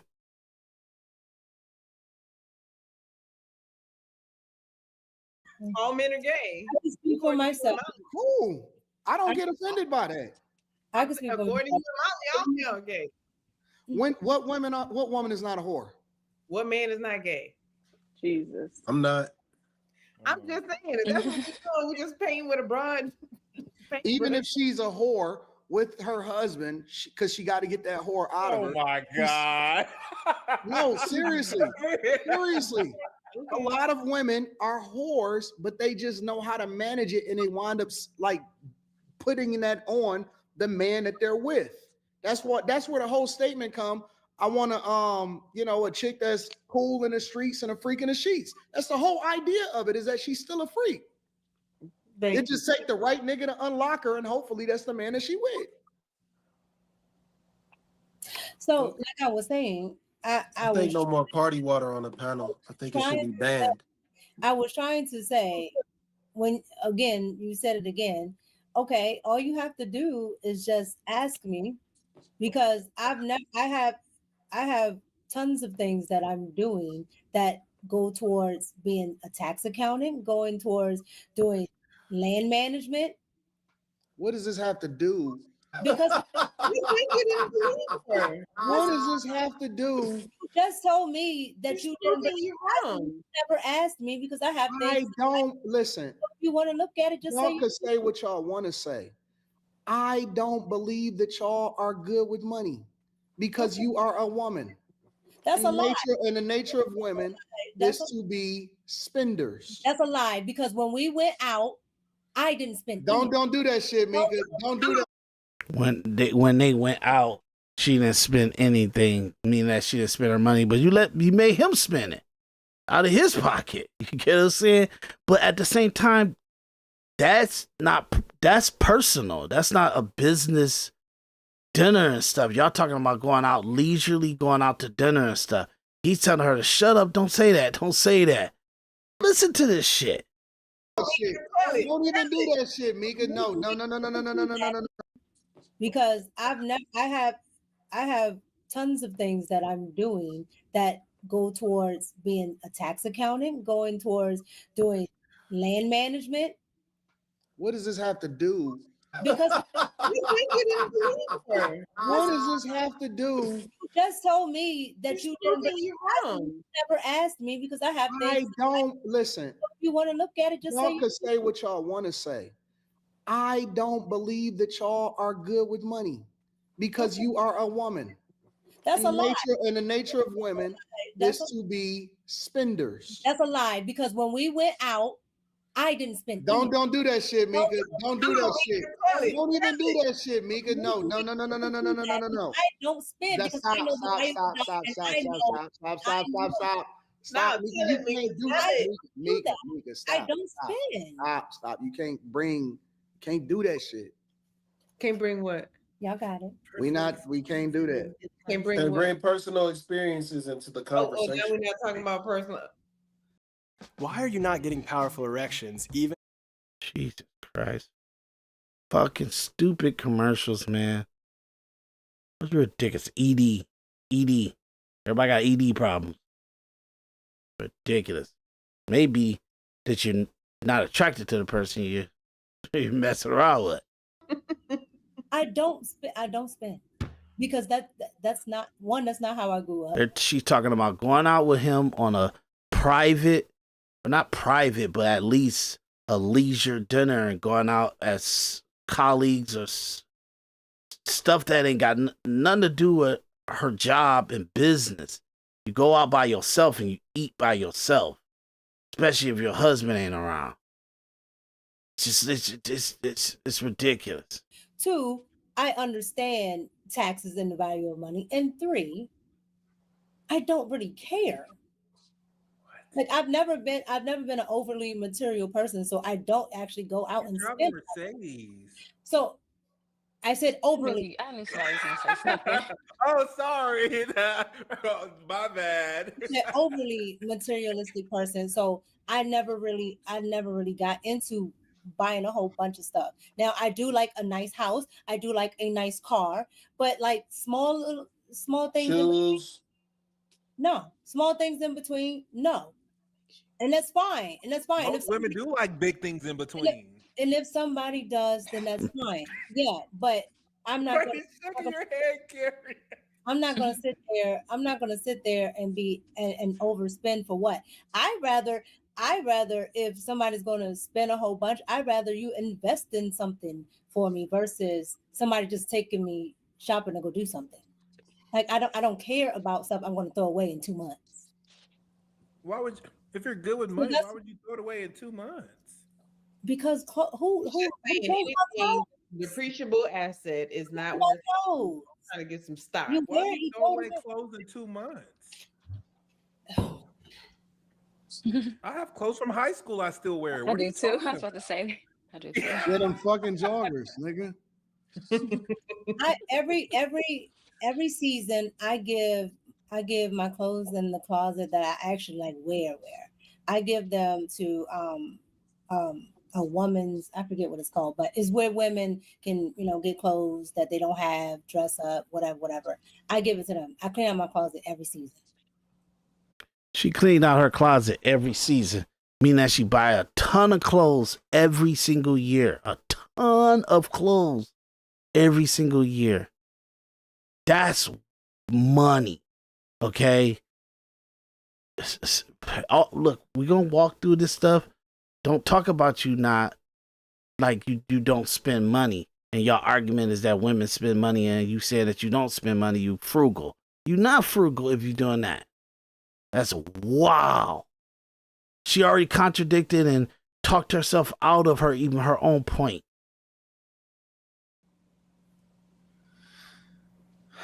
Come on over, girl. I'll help. I'm not saying nothing else for the rest of the You're gonna be in the red tomorrow. I'm not saying nothing else. I'm good. That's wild. Now, what we talking about? I don't never throw my clothes away, so you must be rich. It's wild. It's like, never mind. Slimmy wear a different shirt every day. Like I know y'all niggas I'm the brokest one on the panel. This shit is crazy. Oh no, I've been recycling. I just didn't pay no attention. Women don't save more than men. Women have the privilege of not using their money on the household resources. So they stack their own money while he kills himself to pay every fucking thing in the world. And you signed up for it. So please miss me with that. Women save more than men. But men signed up for it. Women lie about the amount of money that they have, and they spend his money. I would never. And they spend that, and they take her money, and they stack that shit. I feel bad that y'all got these. Which means she's saving it, and if she just so happens to be saving more than men, we didn't say why. My little bit, you got all that big bit. Let me just keep my little bit over here. That's these modern men. They want theirs and your little bits. I know These the modern princess. men. You know what? I think Anton would like it much better if I could just be the average toxic modern woman, because he can read me, and then I will be easily identifiable, and then I could fit in the box. He can see you coming, and you can fit in a little square. I mean, I wouldn't say that.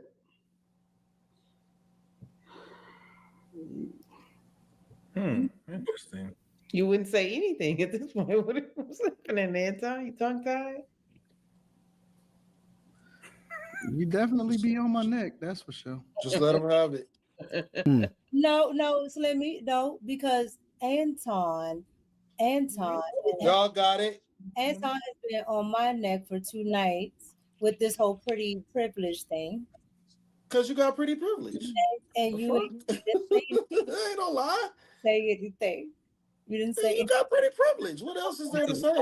Only to weak men. Not on Anton's neck. Anton just feel away about me because I won't be toxic. You not toxic? No. Micca? No. All right, we not Hey, gonna, pull up these double screens. no, I don't want to, no. Please, thank you. Micca, you not the toxic? verses in the middle. What did you say? Do what? Never mind. Go away, Carrie. You're fine. Hey, Micca, you not toxic? no. How am I toxic? Micca. Yes. Oh wait, hold up. How I do it? Carrie. If you put me on the double screen, I'm not gonna talk. Okay, don't put on a double screen then. You can do this, Carrie. So close. Because Micca is toxic. You're not toxic? Nope, but tell me how. I can't do that, Micca, and you know I can't do that. Why you can't do it? Because it's personal, it's private, it's some stuff that should be off the books. That is not business. Waiting for you. Waiting for me to do what? Say how I'm toxic. I'm not gonna do that. I can't do that.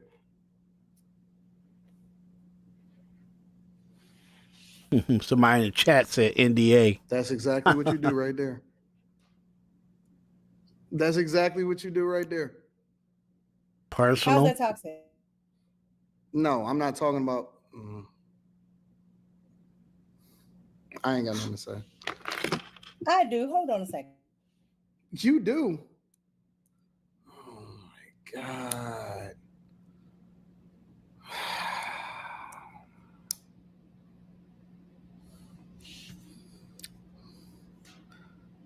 I'm not. What are you doing? Why am I up here by myself?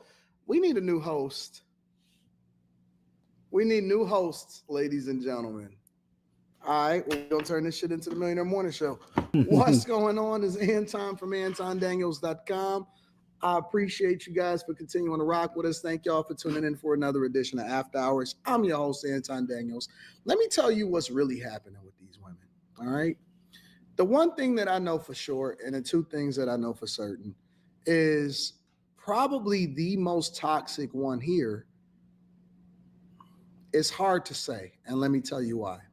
Because they all have their own toxicity, Carrie included. See, y'all think Carrie is one way. It's not what y'all think. Carrie has a lot of toxicity, and so does. Oh, Micca's back. I'm sorry. What did you go do?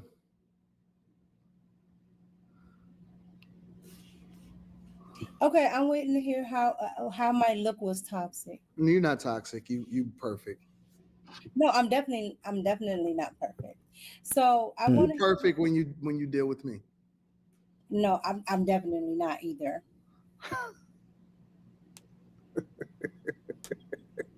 So you toxic then?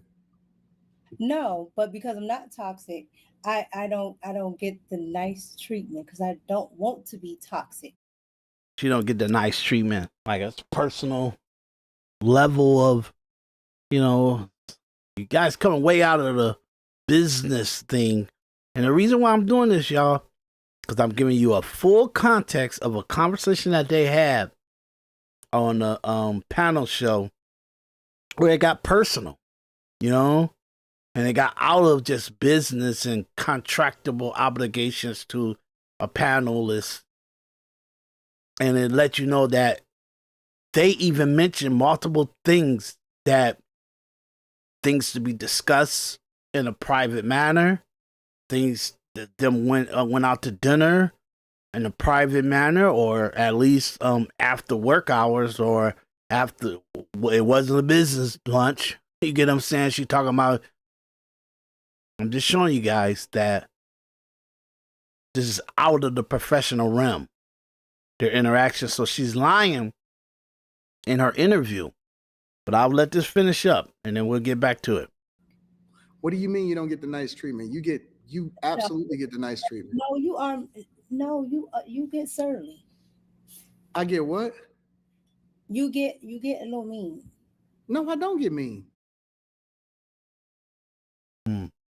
Yeah, like, okay, not like rah mean. Okay, not like yelling mean. Meaning like you want nobody to question when you gotta do stuff. Correct. But other people have to do stuff. But you know what my life is like. You know what my life is like. So people have stuff going on too. Huh? But other people have things going on too. But but Anton is here, right? And your stuff, yeah, I know you got stuff going on. But look, you see how that works. But I told you that. You see how that works. But I told you to be patient though. What? Did I not say be patient? What? 1, 2, 3. 1, 2, 3, 4, 4. What? 4, 5. Like I have a calendar. I know, but you just got to give me some time. See, you don't want to be patient. No. And what I'm saying is, sounds like a personal conversation. No. Patience is just to get. Does it sound business and contractable obligations? Sounds personal, right? Sounds like they're kind of like fluid, and whatever happens, or whatever the situation that she deems to happen is under some regulation or some personal like management of it, and it's just ridiculous. So it's very personal.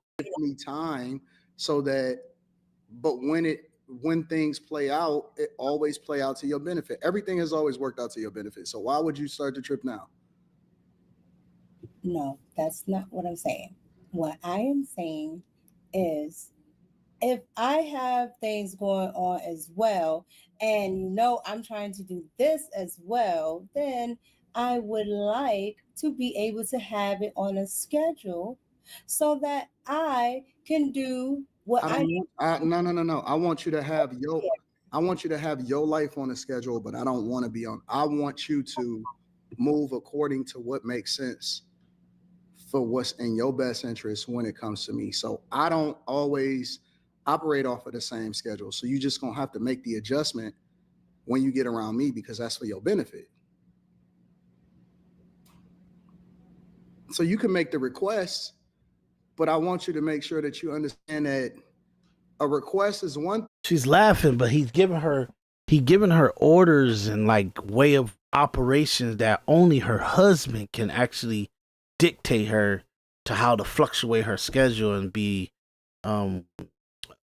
availability at any time for him, not for Anton Daniels, your employer, or a person you got a contract with you that you're doing jobs, you're doing work with a couple times a week, but obviously they're doing a lot more together, or whatever they're trying to plot and strategize together or stuff like that. I'm not saying that they mess around with each other, but at the same time, even in the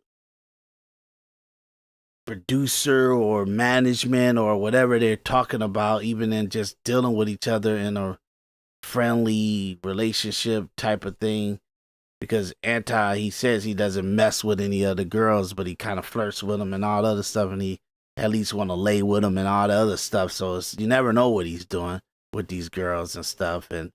But him and Micca, they have a very personal relationship, and she's trying to act like they only had very clean professionalism situation. And look how personal this conversation thing.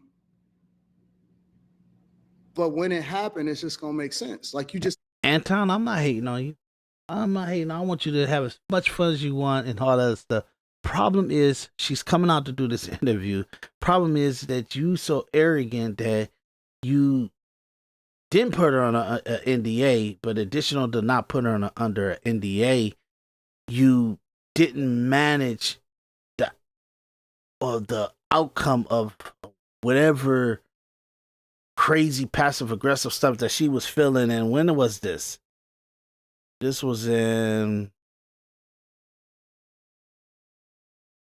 December 5th. So you guys were having an issue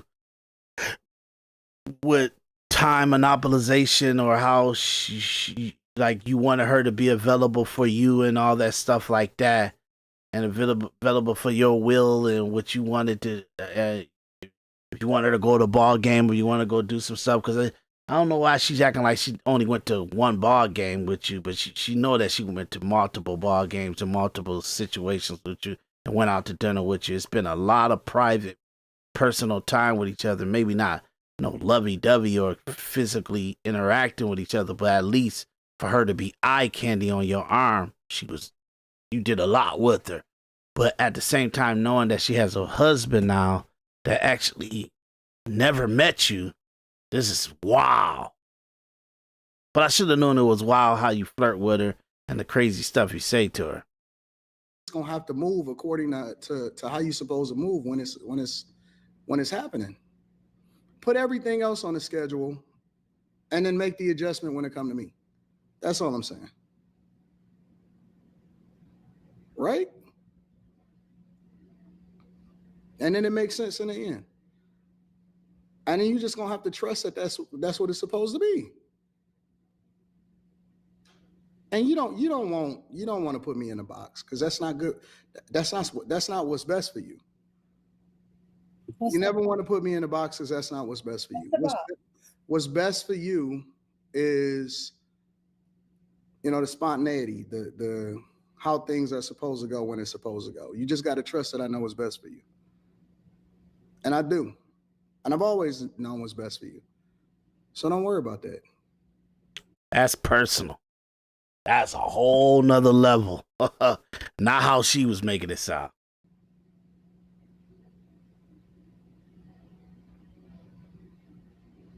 All right, let's get back to the show.